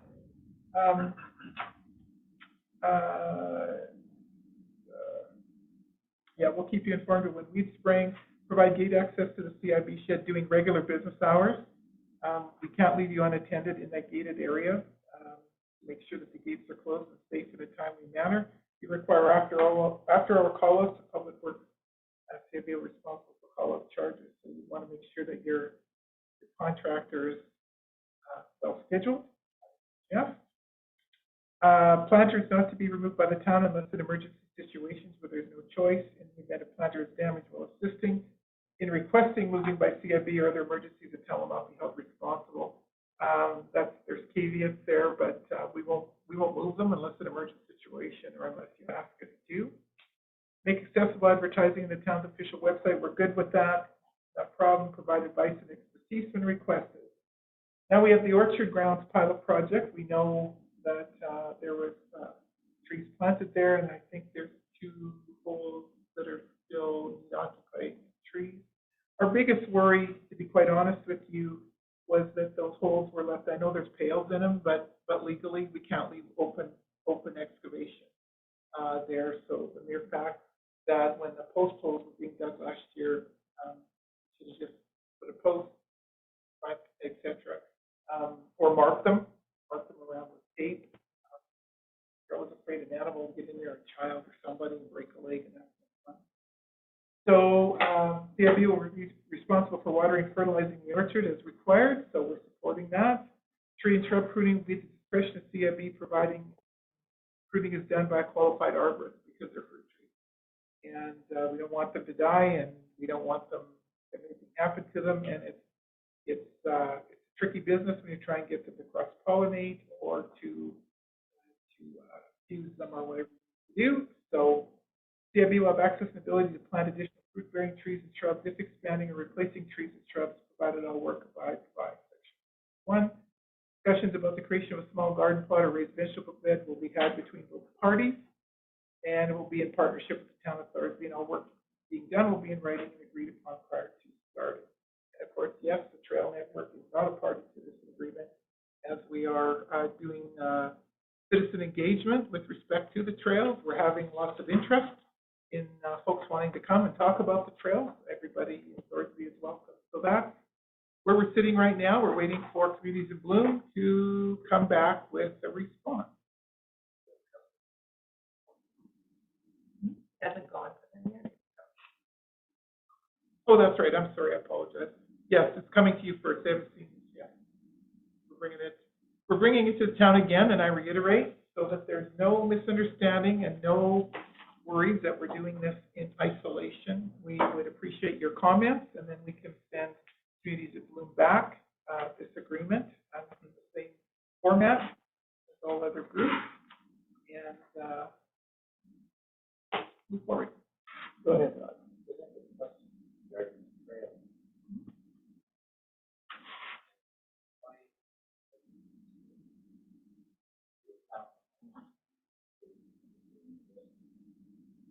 It's not so much restricted. We wanted to get town opinions first because they're the taxpayers here, and we wanted to give them first opportunity. The county does not pay for our trails at all in the recreation agreement. We've had quite a bit of interest from town folks that wanted to have some input. They wanted to talk about it. We've had quite a bit of interest coming into the town office. Typically, in these types of situations, you always check the taxpayers first.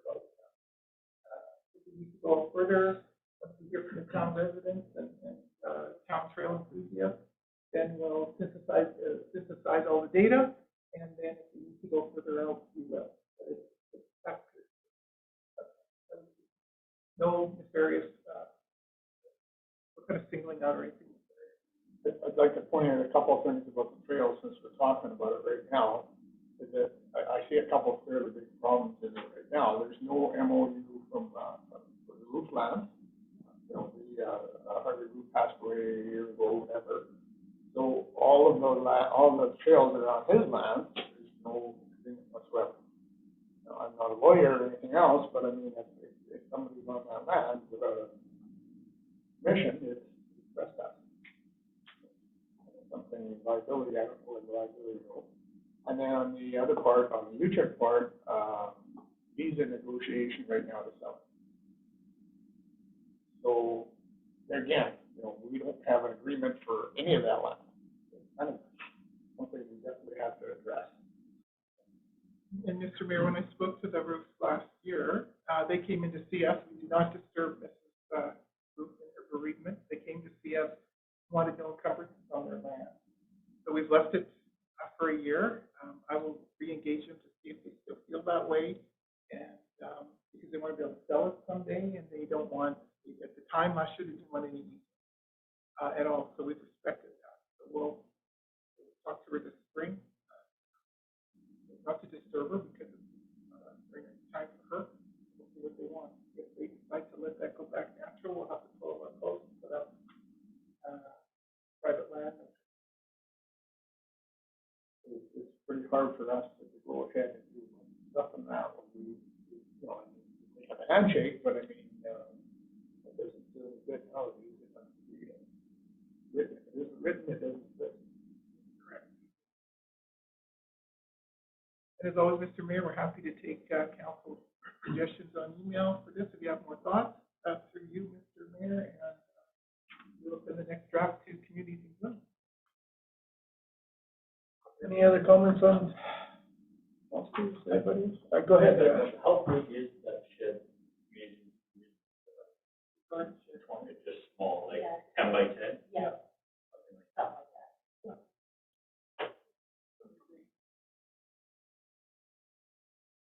Drag it at Main Street. Put it in your yard.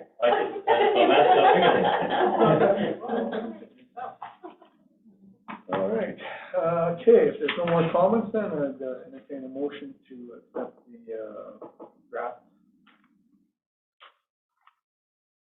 presented for the Thorsby News and Bloom as information. All in favor? Carried. And 3.5 added to the agenda here, Gord Bamford concert. So kind of exciting news here. May the 6th, I think most people know or may have heard in the last couple of days, Gord Bamford to the Spas and has agreed to do a concert with all of the benefits going towards the complex here on May the 6th.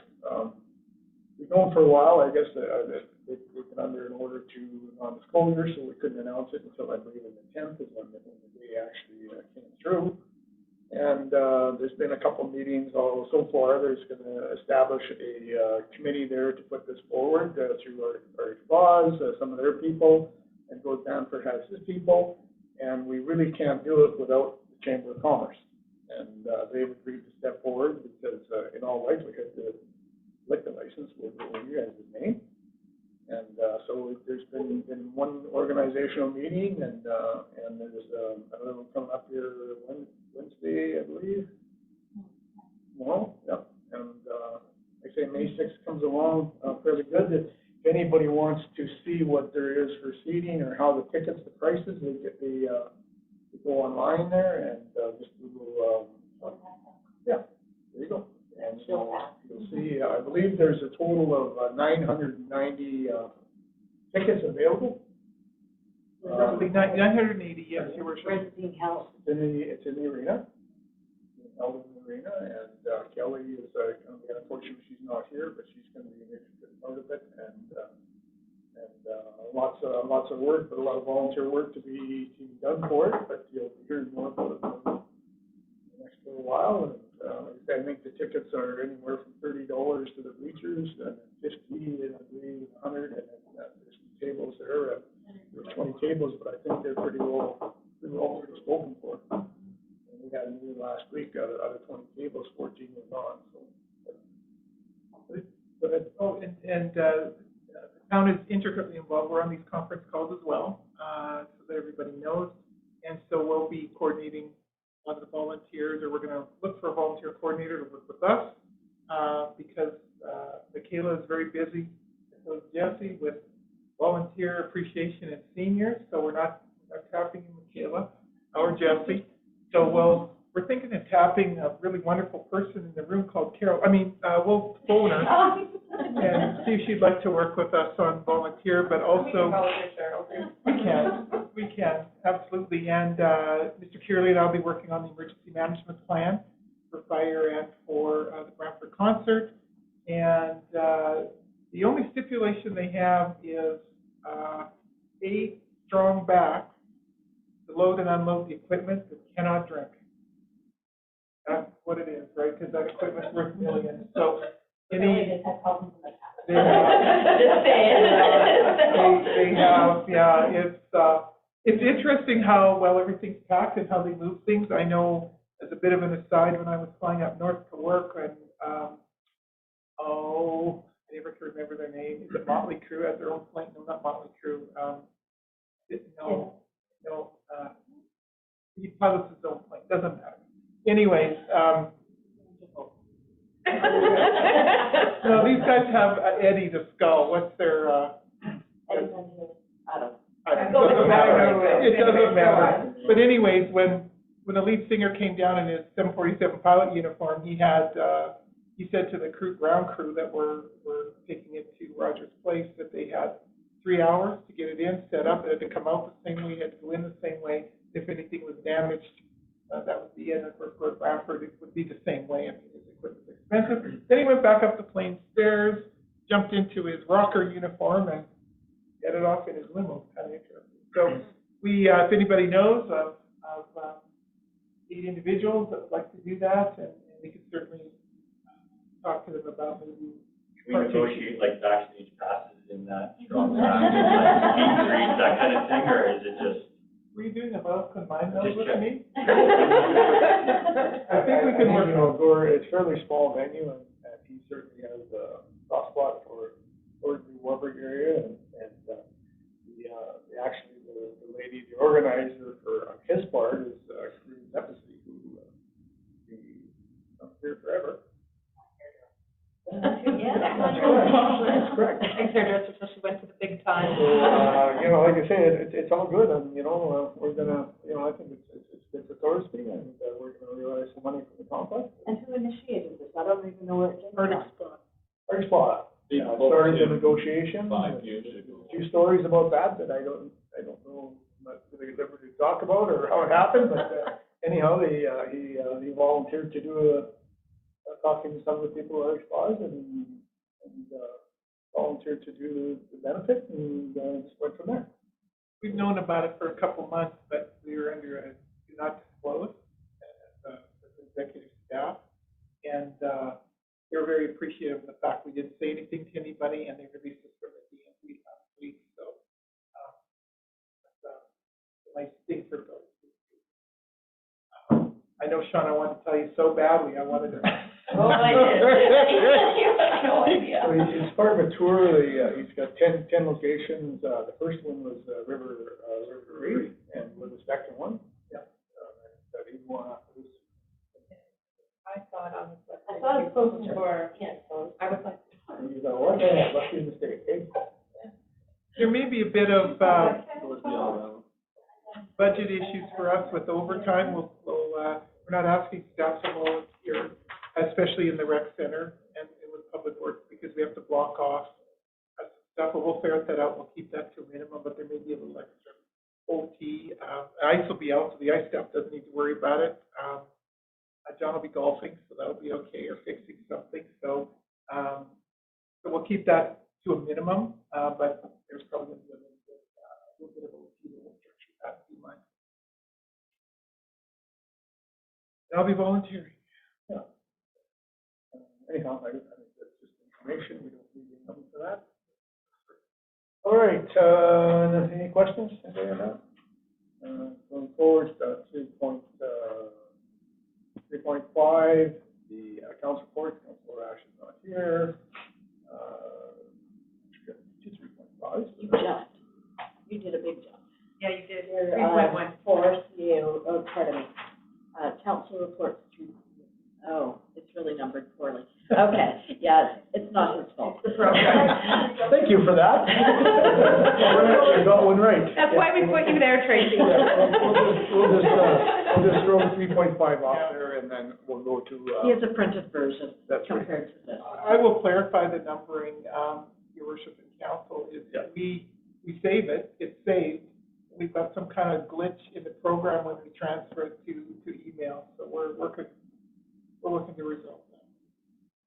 Oh, right, but Shelley had asked me to give on her behalf. Go ahead. Not that she has a whole lot here, but for February, there's Shelley Rash, who's my following, February 14th, House, February 28th, regular council meeting, and public relations was February 9th. She worked 15 years ago as well. That's all I have for Shelley. Any questions on that? All right, I will go next with mine. So for the month of February, February 6th, I attended the virtual meeting for the Black School Board Division. There was 114 attendees online there. And the lake was one of them. The mission was to inspire success. So they had two 40-minute breakouts to discuss common goals to be shared. It was kind of cool because there were 10 people in this breakout, and then they all went through all these things that they could help the system, students, whatever, and then they discussed them and reported the sports only on that. So that was decent. And then they had a video called My Blueprint. I'm quite sure if you went to their website, you'd probably find it. And it's about preparing junior high school for senior high school and senior high school for careers once the school is completed. I found it a pretty good virtual meeting. It lasted for a couple hours, but a lot of people. February 14th, we had our council of the whole meeting here in the council chambers. February 22nd, I attended the Chamber of Council meeting as a resident, not in the capacity of the mayor, and helped with some of the input for the long weekend activities, and I volunteered to help run the slow pitch tournament held Saturday and Sunday along with Darcy Cowlick and his crew, so looking forward to that. And February 28th, I attended the regular council meeting. Questions? Anybody on that? All right. Next is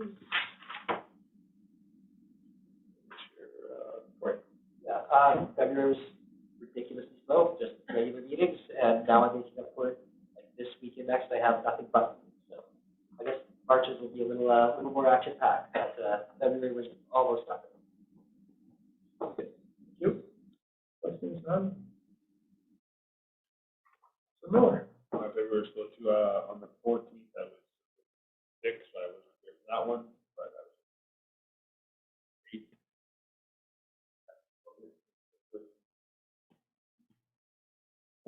Yep. Last one, Councilman Masson. All right. Get a drink. Okay, so for the month of February, following activities, I attended all regularly scheduled council meetings. February 2nd, I worked with Paynet Master for Seniors Bingo. February 6th, I attended the Thorsby Community Bloom meeting. February 15th, I attended Thorsby Municipal Library meeting. Information to share. The annual report is ready to be submitted. The financials are ready to be submitted to SOS Bookkeeping for review. Resignation of Carol Schofield due to personal reasons. An escape room will operate for approximately a week. Everyone is welcome. The librarian is purchasing a stand-up desk and is looking for a puppet theater. The library received a $700 grant from Leduc County for summer reading program. Carol Stone from Leduc County would like to attend a library meeting to speak about diversity in the collection. I also took two of my grandsons to the escape room hosted by the library. February 20th, I met a lady to sign documents as Commissioner of Oath. She and I never had the conversation that I'm not allowed to accept gifts or money. She left a surprise for me, and so I said, I'm not allowed to accept. And so she said, well, maybe give it to the food bank. So I have $20 for Michaela for SPSS. And I gave another $20 to Communities in Bloom from that two signatures as Commissioner of Oath. February 21st, virtual electric charge station Zoom session. There's a grant deadline for March 31st, 23. By 2035, 100% of vehicle sales will be electric. Times are evolving, and there is a PowerPoint available for those that didn't attend the session.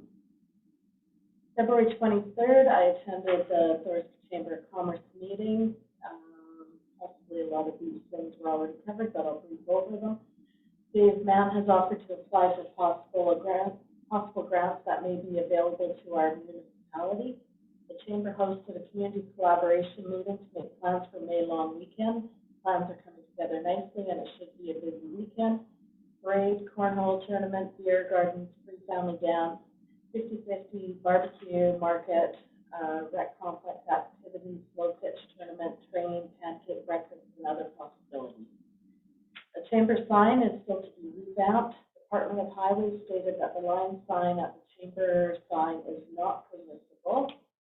Elevon credit card machines are being promoted for chamber members.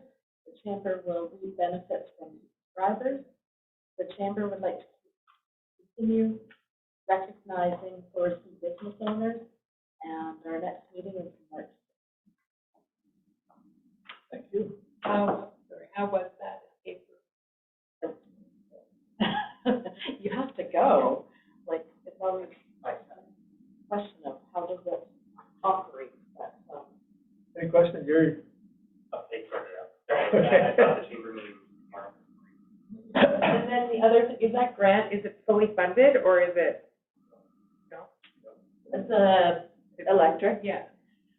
Once upon a time ago, when we discussed it, it was 100% funded, and now we sat on it and didn't jump on it. I think it's 50%. So plans are evolving, and people with electric cars can't go very far without being charged somewhere. Do you know anybody who's got an electric vehicle? Oh, maybe I can go down. I don't know anybody. And does she like it? Yeah. I have a horror story of somebody who had an electric car. She had a rental, they gave her a car or whatever, and she was in tears because she couldn't, it wouldn't charge overnight, it was 10%. She couldn't even get to Duke that way. When you're in the country, it's not, they're not. I don't know how they're gonna do it with the power grid. I don't know. And when it's cold, it goes, the power goes, she's give it back, she was done. Well, they said things evolve, and I don't know Ampage to reiterate exactly what was said, but once upon a time, say in 1950, you only had a toaster. So your ampage in your house was enough for a toaster and a few lights to be on. And then a few years later, everybody had to have fans in their house because it was too hot. So then the ampage had to go up, or then they got air conditioners. So the grids have evolved, and what was in a house in 1950 is totally different in 2023, the expectations. So we have grown with the pains. So apparently, eventually all the sales are going to be 100% electric by 2023. Nobody's gonna be able to afford to drive. 2035. So $80,000 for a car. Not in rural Electric areas. dollars. That's gonna happen. And that's only, what, 12 years away? Yeah, that's what I just don't. Well, if you have a power charger, I think it doesn't take that long. I don't like those fast chargers. I just, yeah, like it's just, and they're so expensive. Any other comments, questions? No, can I get a motion to accept the council reports for information? In favor? City reports. David Donnie. Thank you, Mr. Mayor. So some of this I'll gloss over because we've already discussed in the MOUs, but I had the pleasure of working with the community animator, Ms. Rempel, on a grant for $20,000 to bring a wellness event to the town in November. Helped Ms. Rempel edit it. Don't know yet if we've been approved or not, but we hope she should know by the end of March, we're hoping, and then we'll look at that. I also discussed with Carol, our community animator, the opportunity for community engagement of town residents regarding trail systems, keeping with our policy 2018-02, and the public engagement requirements of the MGA. So it's not a committee of council and complies with the policy application under the following conditions: designing or implementing a new policy, program, project, or service, or evaluating, changing, or ending an existing policy, program, project, or service. Community engagement contributes to good decisions and policies that serve the community's interest and creates opportunities for folks to contribute to decision-making by council and administration about the town's policies, programs, projects, and services. We worked with the Lions Club, and I'll gloss over this on their reiteration, Communities in Bloom on their reiteration, discussed it all with council, met with CUPE to sign the collective agreement to discuss any concerns and continue to build our great relationship that we started. Meeting with our Expo's marketing director, and this is before our do not disclose was lifted, to discuss an event in our facilities and what the town could do to assist. Working with the team to define a sewage lift station pump schematics. As usual, we were having trouble finding documents with respect to the pumps because some were cross-filed from many, many years in previous administrations. lift station pumps required these drawings as they needed to be channeled for potential rebuild and replacement, and we did find them. Intake pumps are being sourced, and the lift capacity and method are being looked at. So as soon as probable, we'll attend the intake and plan the lift, and it entails lift capacity of the pump that has to come out. Do we jack it? Do we pick or truck it? Or do we crane it? And that's all weather dependent. Time down for the pumps. One is down and the other is leaking that is currently working. So we'll probably replace the one that's down and leave the one that's leaking working for now. And of course, transportation costs and rebuild costs for the second pump. We're going to ascertain if the pump that is currently abandoned down there wrapped in plastic is one that is usable, functional, or even appropriate, and if not usable or the proper size, we'll provide a disposal document for council. February 23rd, we received a King's Bench order to demolish a derelict building on Hankin. Following procedures took place in order to secure this order, which came during the court case, and no deliberation was provided by the judge. So the judge issued the bench order, which is unusual. We usually go and deliberate. And the decision point came from the bench because of the following timeline developed and written by the CA with edit oversight from legal. So January 7th kind of gives you a timeline of how long this took. January 7th, 2022, water leak, and with support from the RCMP to breach and Public Works to shut the water off, discovered that the property was presenting dereliction and decay, and the property owner owed taxes and utilities. April 8th, town issued an order to remedy dangers in unsightly property to either demolish the buildings on the lands or retain a structural engineer to assess the soundness and safety of the building and to provide such a report to the town, concluding the building is structurally sound and safe, together with a written plan with respect to remediation of the unsightly condition of the land. The property owner did not comply. April 25th, 2022, the structural engineer has provided an order to attend the property and assess the damage. And when I say an order, it's legal stuff. We didn't follow up, say get here or else, so clarify that. Along with the prescribed safety precautions that were issued within the order, Public Works Mr. Kearley and the engineer entered the building lawfully, and the assessment began with a 1070 welfare check every 15 minutes due to the conditions inside. May 2, 2022, Anchor Engineering released their findings, recommendation to demolish as the building was unsound. Report was released to the property owner for their records and comment. August 9th, a formal letter order to remedy due to the engineering results was sent to the property owner, again providing the results of the engineering study, ordering the property owner to hereby demolish the building on the land while remediating the land to avoid leaving any open excavation and debris, construction materials on the land within 50 days of the order. November 7, 2022, the town's legal counsel was notified to begin the process to proceed with the King's Bench order, and we assisted in gathering the affidavit. February 23rd, King's Bench was issued. Sorry, I was just going to interject real quick. Yeah, sorry. I mean, I was reading away there. I get we made reference to stuff along the way, but I mean, is this not a FOIA concern? We're talking about private individuals, private property, and we're talking about legal proceedings that are ongoing and taxes and utilities. I mean, I don't know. So I checked with legal because we're issuing orders all the time.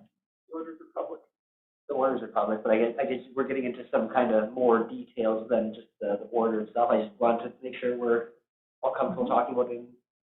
Yeah, I won't disclose any. I haven't disclosed any who the owner is. I haven't disclosed it now. Yeah, but it's yeah. I mean, it wouldn't be a huge leap for somebody to say, but it's the only building being demolished in town this year or for the last how many years is a pretty quick deduction. So yeah, I just like I said, thought it. No, that's a great concern, and I did speak to legal during that. So yeah, great concern. The next steps on the building. So now we're in. The order is public because it was issued from the bench. The property owner has until the 23rd of March to provide to King's Bench a reason why they would like to stop the order and remediate. This deadline go by with no contact, the town can then proceed, and the court has indicated we could get ready, just not conduct any work. So we have to look at utility shut-offs. We're getting expressions of demolition interest already because we have placed it in the local paper. We're allowed to do that. We have to move forward with what they can expect of the building. We'll have to provide the dimensions of any kind of basements, any kind of what's inside, if there's any dangerous goods, etc. We will have to look at streets blocked off and orders for that published, community notified, businesses notified, contractors chosen, site plans identified, contractor meeting to determine safety plans, work plans, time frame, haul time, asbestos remediation. Haul time has to go to Leduc landfill. Town insurance notified remediation down to bare land, notification of sale of bare land, sale of property, and cost reimbursed through land sale. So that's what it takes to do something like this. It takes a long time, it takes a lot of work. I don't know if there's ever been a Kingsman, well, I guess it would be a Queens bench order prior to, I don't recall ever one being the most, but really. As I say, it's not a huge leap for somebody who knows what property we're talking about. Yeah. It's the only one I know of, No. only one remotely recently, right? Right, so anyhow, kudos to all the work you done there. Even our lawyers were surprised we got the order actually. So anyways, we'll be working on that real hard very soon and throughout this rest of this month in April. With respect to water, we're waiting for a minister's meeting pending with the town of Thorsby, Enoch Cree Engineering regarding water distribution, and as well, P3 partnership is being explored. Grant status will be completed in April, probably by the 1st of May, and the team will assess Enoch Cree's nation infrastructure as they've been formally invited to the progress meetings, and that will take place within this grant. We'll be working with the chamber for their success on the May long weekend, and we'll have to monitor requirements to avoid any overtime, but we're happy to do this. That long weekend very successful. The new street address is ready for installation at the community hall. We're waiting for a little better weather because we don't want to damage the building envelope stucco.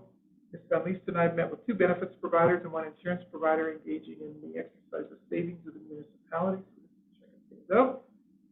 Met with the seniors on their proposed addition to their building and assisting them along with the city of planning and engagement. Our planners, we've had really good meetings with them. Also had some interesting development permits being requested, but we haven't signed them yet.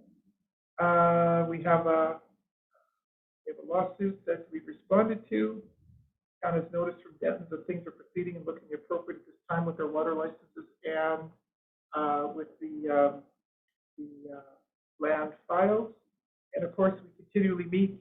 I continually meet with the residents of the town. I attend functions, meet with seniors for coffee. I just did last Monday again. And I came back from that and received a very cute note from a lovely 10-year-old resident. It was left on my computer and indicated the following message. Donna comes, say hi for me from, to my worker. That's how he signed it, to my worker. So I'm already, working for the newest resident of Thorsby. They're brand new, and it made my day. I'm proud to be his worker. He's a real cutie pie. So as always, it's a pleasure to serve the residents of Thorsby. And did you get a phone call the other day? I did get, thanks for that.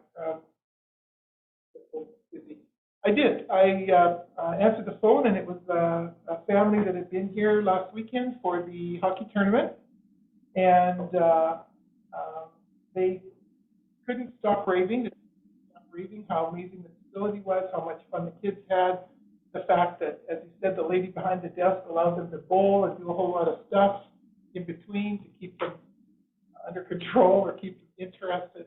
He said it was a great experience and they will be back.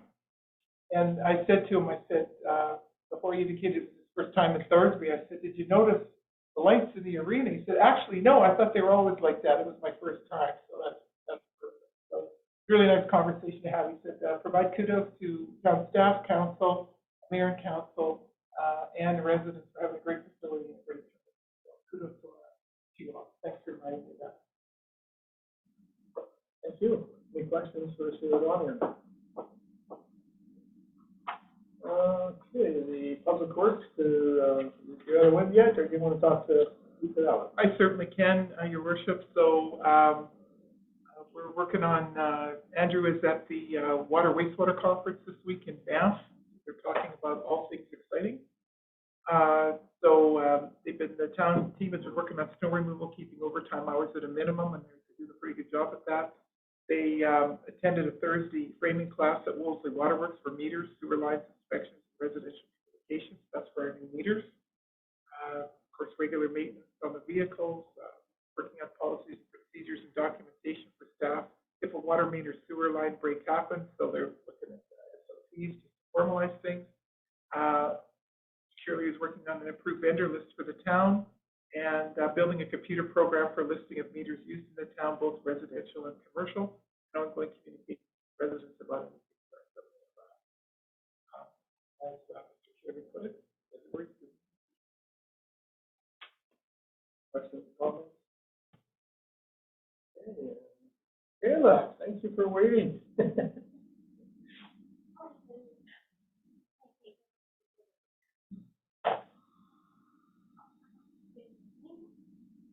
So February was also fairly slow for me.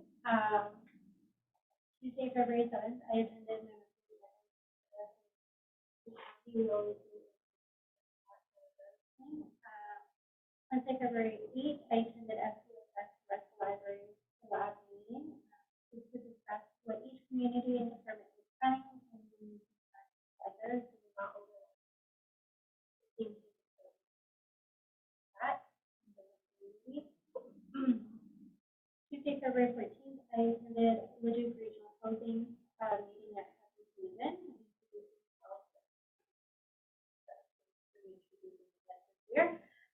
Seeing what they need, letting them know communities. Wednesday, February 22nd, I attended FCSS meeting. For rec side, I started up a Lego club starting February 6th. That's been a great turnout, average of 50 kids in the community. This is a free after-school wellness program for children under 6 have to have a parent with them. My parents taught drop-in program is driving. It's every Wednesday morning from 11. It is a lot of people. We have average of 10 plus moms and 14 plus kids every morning. In the average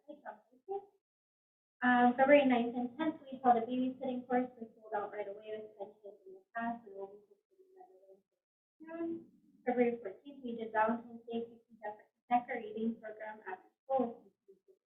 February 20th, we hosted a free family day event. It was very successful. Lots of families within their credit with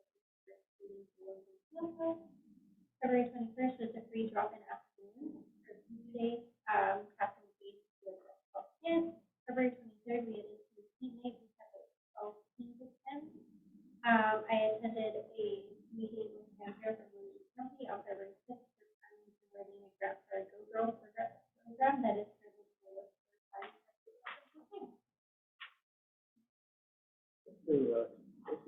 Michaela, the Lego Club, I saw it on the community calendar, and it's every single Monday throughout the year, is that correct? We might stop it throughout the summer. I'm not 100% sure yet, but yes, it's every Monday besides. Like the one we just had where we had two exceptions. On PD, yeah, no, and not on PD day. And Family Day, it wasn't on. No. I think that's the exception I was thinking of. I was actually going to go to that one. Sorry. That's fine. Sorry, I was gonna go play with Lego. Well, yeah, he loves Lego. I thought he'd take it out of it. Maybe you should definitely come. It's a lot of fun. The kids, we have different, like, challenge cards that, like, someone says, oh, try and build this, or only go out for this, or go out for this. He's more of like a freestyle, he's not quite 3 yet, he doesn't follow directions quite as well as I would like.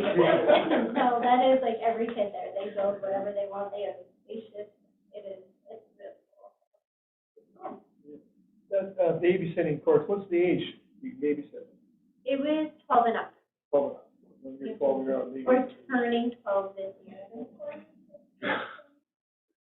We're having one again right away. So, yeah, we cap it at 12, that's the max for the instructor, so.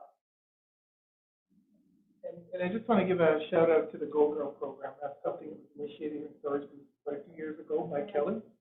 And it was incredibly successful and full of young girls and teens who really got a lot of benefit out of it. It was a stellar program. So we're happy coming back. Each.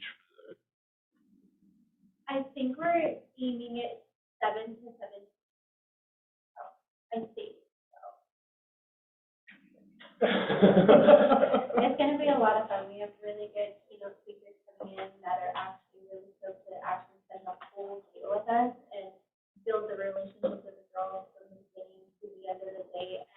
And I'm hoping hoping that we can continue it and not just have one like day and continue to do this meet up once a month. So.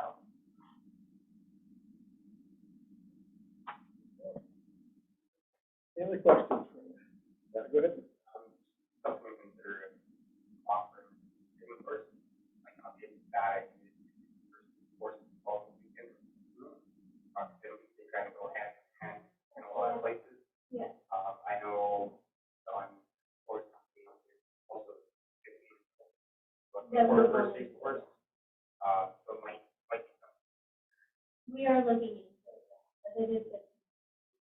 I have to answer that. I just did one privately, and it was awesome. She's a great instructor. And she's from Pembroke. Yes. He is my neighbor, well, my parents' neighbor. Okay. She is really good. Kind of funky, but Yes, really but good. really good. She did mine for Did me. she do yours too? Yeah. Yeah. Sorry, just be waiting. She is, but she's great. Yeah. Anything else? Volunteer appreciation. You know that. I don't have a date. Oh, okay, We're in never the- mind. Yeah, I'm collecting all the volunteers, so if anybody has volunteers, please send them my way.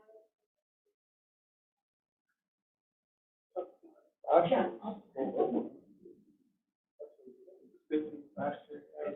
Both great events. All right, thank you very much. If I could get a motion to receive the ledger for your worship. Let's forget about you. Next, I need a motion to accept the CA reports from. You don't want Jessie to go? Oh, sorry. I don't have her. She's sitting right there, I think she's to do a verbal one, I think it's up there. Oh, okay. On that other paper. 4 point something, I can't. Okay. Yeah. Sorry. 4.4, yeah. So, I was going to make sure my council report was by Friday. 8:30 turned into 4:30. 4:30 turned into, I will definitely have to get this done and give it to you guys on Monday, or print it out on Monday for Tuesday. 4:30 turned into 10:30 p.m. And then I'm leaving. Nobody called me ever again. So I didn't take overtime hours. I wasn't here Monday. And I truly,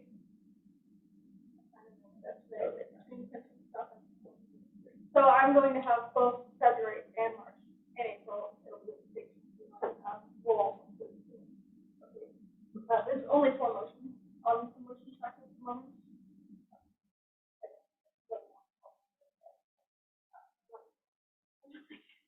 In other words, Jessie's been busy. I don't know where's everybody's will come from. Not my February. Right, sorry about that. I was going by the reports and I didn't see the report. I didn't. Yeah, I'll move to accept the CA reports out. Thank you, Corey. All in favor? That is carried. CFO report. Okay, apparently I need to take better notes. Some of Donna's stuff, I'm like, oh, yeah, I did that, and I didn't write it down, but. So the collection of tax recovering properties is going well. Out of 19 properties that we had that were 2 years in arrears, we have collected, on 13, actually 14 as of today. So of the 5 remaining, now I don't foresee us the deadline is tomorrow. So I don't foresee collecting on the remaining 5. We haven't heard from anybody. Some of the mail was returned, so I know those ones aren't coming in. And then there was also another 2 that we have been dealing with for a little bit of time. So I foresee liens going on 7 properties, if there isn't some on them already. Tax in arrears from 2022 are still trickling in, and then we are encouraging people to go on the TIPS program once they are caught up so that we can avoid this again. We met with AMSC regarding our concerns over the level of service from their service providers. It was a productive meeting, and they were open to hearing our concerns. We will be having another meeting with them actually in April, on April 3rd. So as they've had a chance to meet with their teams, and I think we get to meet with our providers too, that are liaisons, and they have already been in touch with us regarding some of our concerns and some of our questions that hadn't been answered, so that's good. We processed utility payments, prepared door knockers for arrears, and I'm happy to report that we had 0 shut-offs in the month of February. So, processed utility billing with Cheryl, and she's doing really well. I'm basically, sometimes I'll sit beside her now, and I don't say anything, I just let her do it, and then if she has a question, like today, she did check all by herself. Processed payroll, we had our first visit with the auditors on February 27th, and they were very impressed with the records from last year. They are scheduled to visit 3 more times, which we actually bumped a little bit. I'm still trying to get caught up. So they're now coming the 27th and the 28th and possibly the week after, but she really doesn't think they're going to need that third date. And we would still be on schedule for April 30th. We just might have to have a meeting after the 25th. I've been busy cleaning up the 2022 year end and finalizing everything for the auditors. I am very much looking forward to 2022 behind us and finally moving in a forward trajectory instead of always being in catch-up mode. I'm excited to work on policies and standard operating procedures to help ensure the financial viability of the town. So the financial information, outstanding utilities, as of Friday, were $59,457.22, of which $5,900 is subject to shut-off. Those notices will be going out on Friday. Outstanding taxes, $148,437.81, of which $56,000 is up for tax recovery and $83,000 is from 2022 taxes. So that's a difference of $46,000 since last month. That's what I've collected in the last month in taxes. Our operating accounts, $65,517.89, which doesn't surprise me because it is March and we're getting like our bulk of our money comes in June. So, and then our savings account is 1.3 million. And then the variance report was also attached for your review. Let's see, this one does say February. I don't.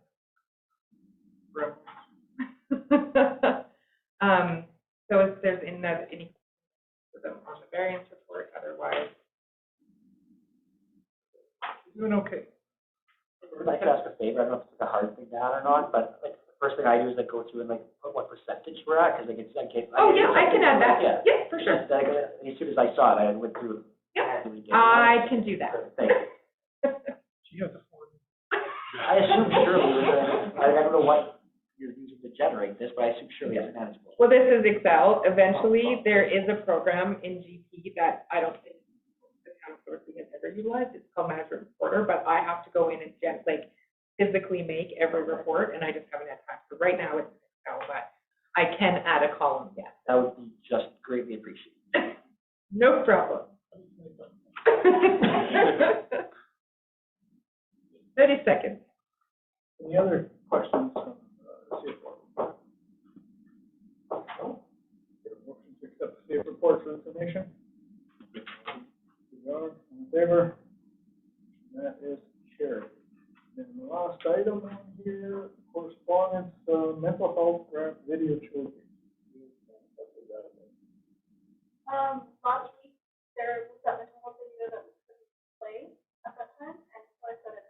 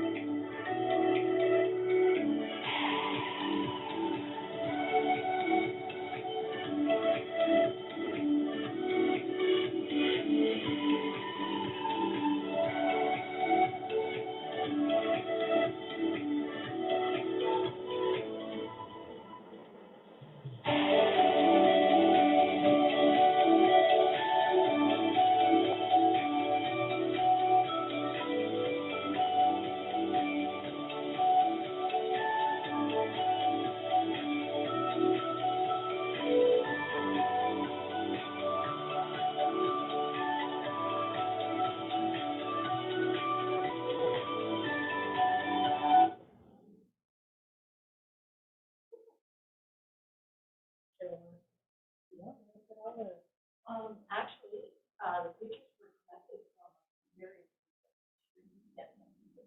that Barry put it together, and we all had a little bit of input into it, but we applied for $50,000,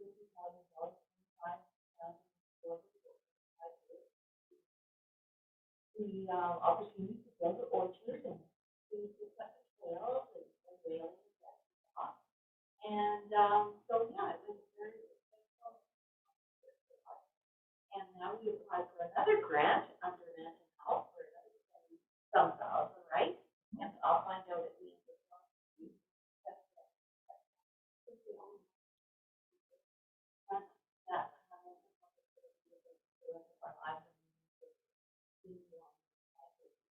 Find ways to alleviate the depression with people by doing those things like having people go for a walk in the orchard and I think all these things will help. Anyway, it turned out pretty good, didn't it? I want to give kudos to Barry Rash. He did such, I think he did an amazing job there, and he did a lot of, spearheaded a lot of the work. And the group. Yes. The group. Yeah. So what are you going to do with that? Are you going to put it on the website? Are you going to hand it out to? Oh, the video. Maybe, we can put it on our, I don't know, how you, so under, what do we got? I don't have, what was that?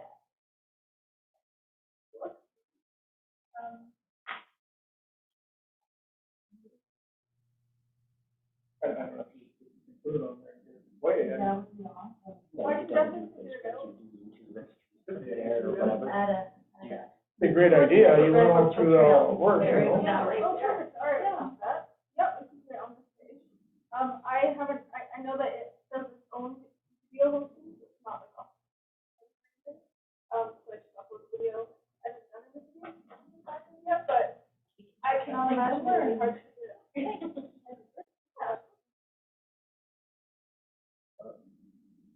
Any questions on that? I've got a motion to accept that as correspondence. All in favor? Carried. That's about it. Anybody has anything else they want to bring up before we adjourn here? I was wondering if there's any updates on the piece. Yeah, they are in the middle of interviewing, and once the candidate is chosen, they have to, this is just for 4 weeks, but again, we have Pasquale that if we need something, have one, then the bylaw calls.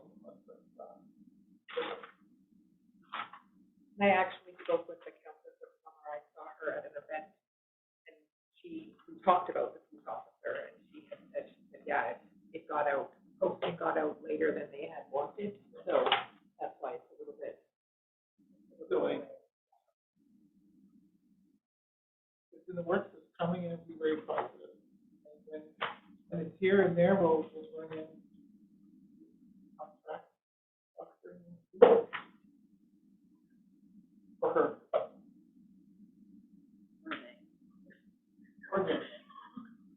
Anything else?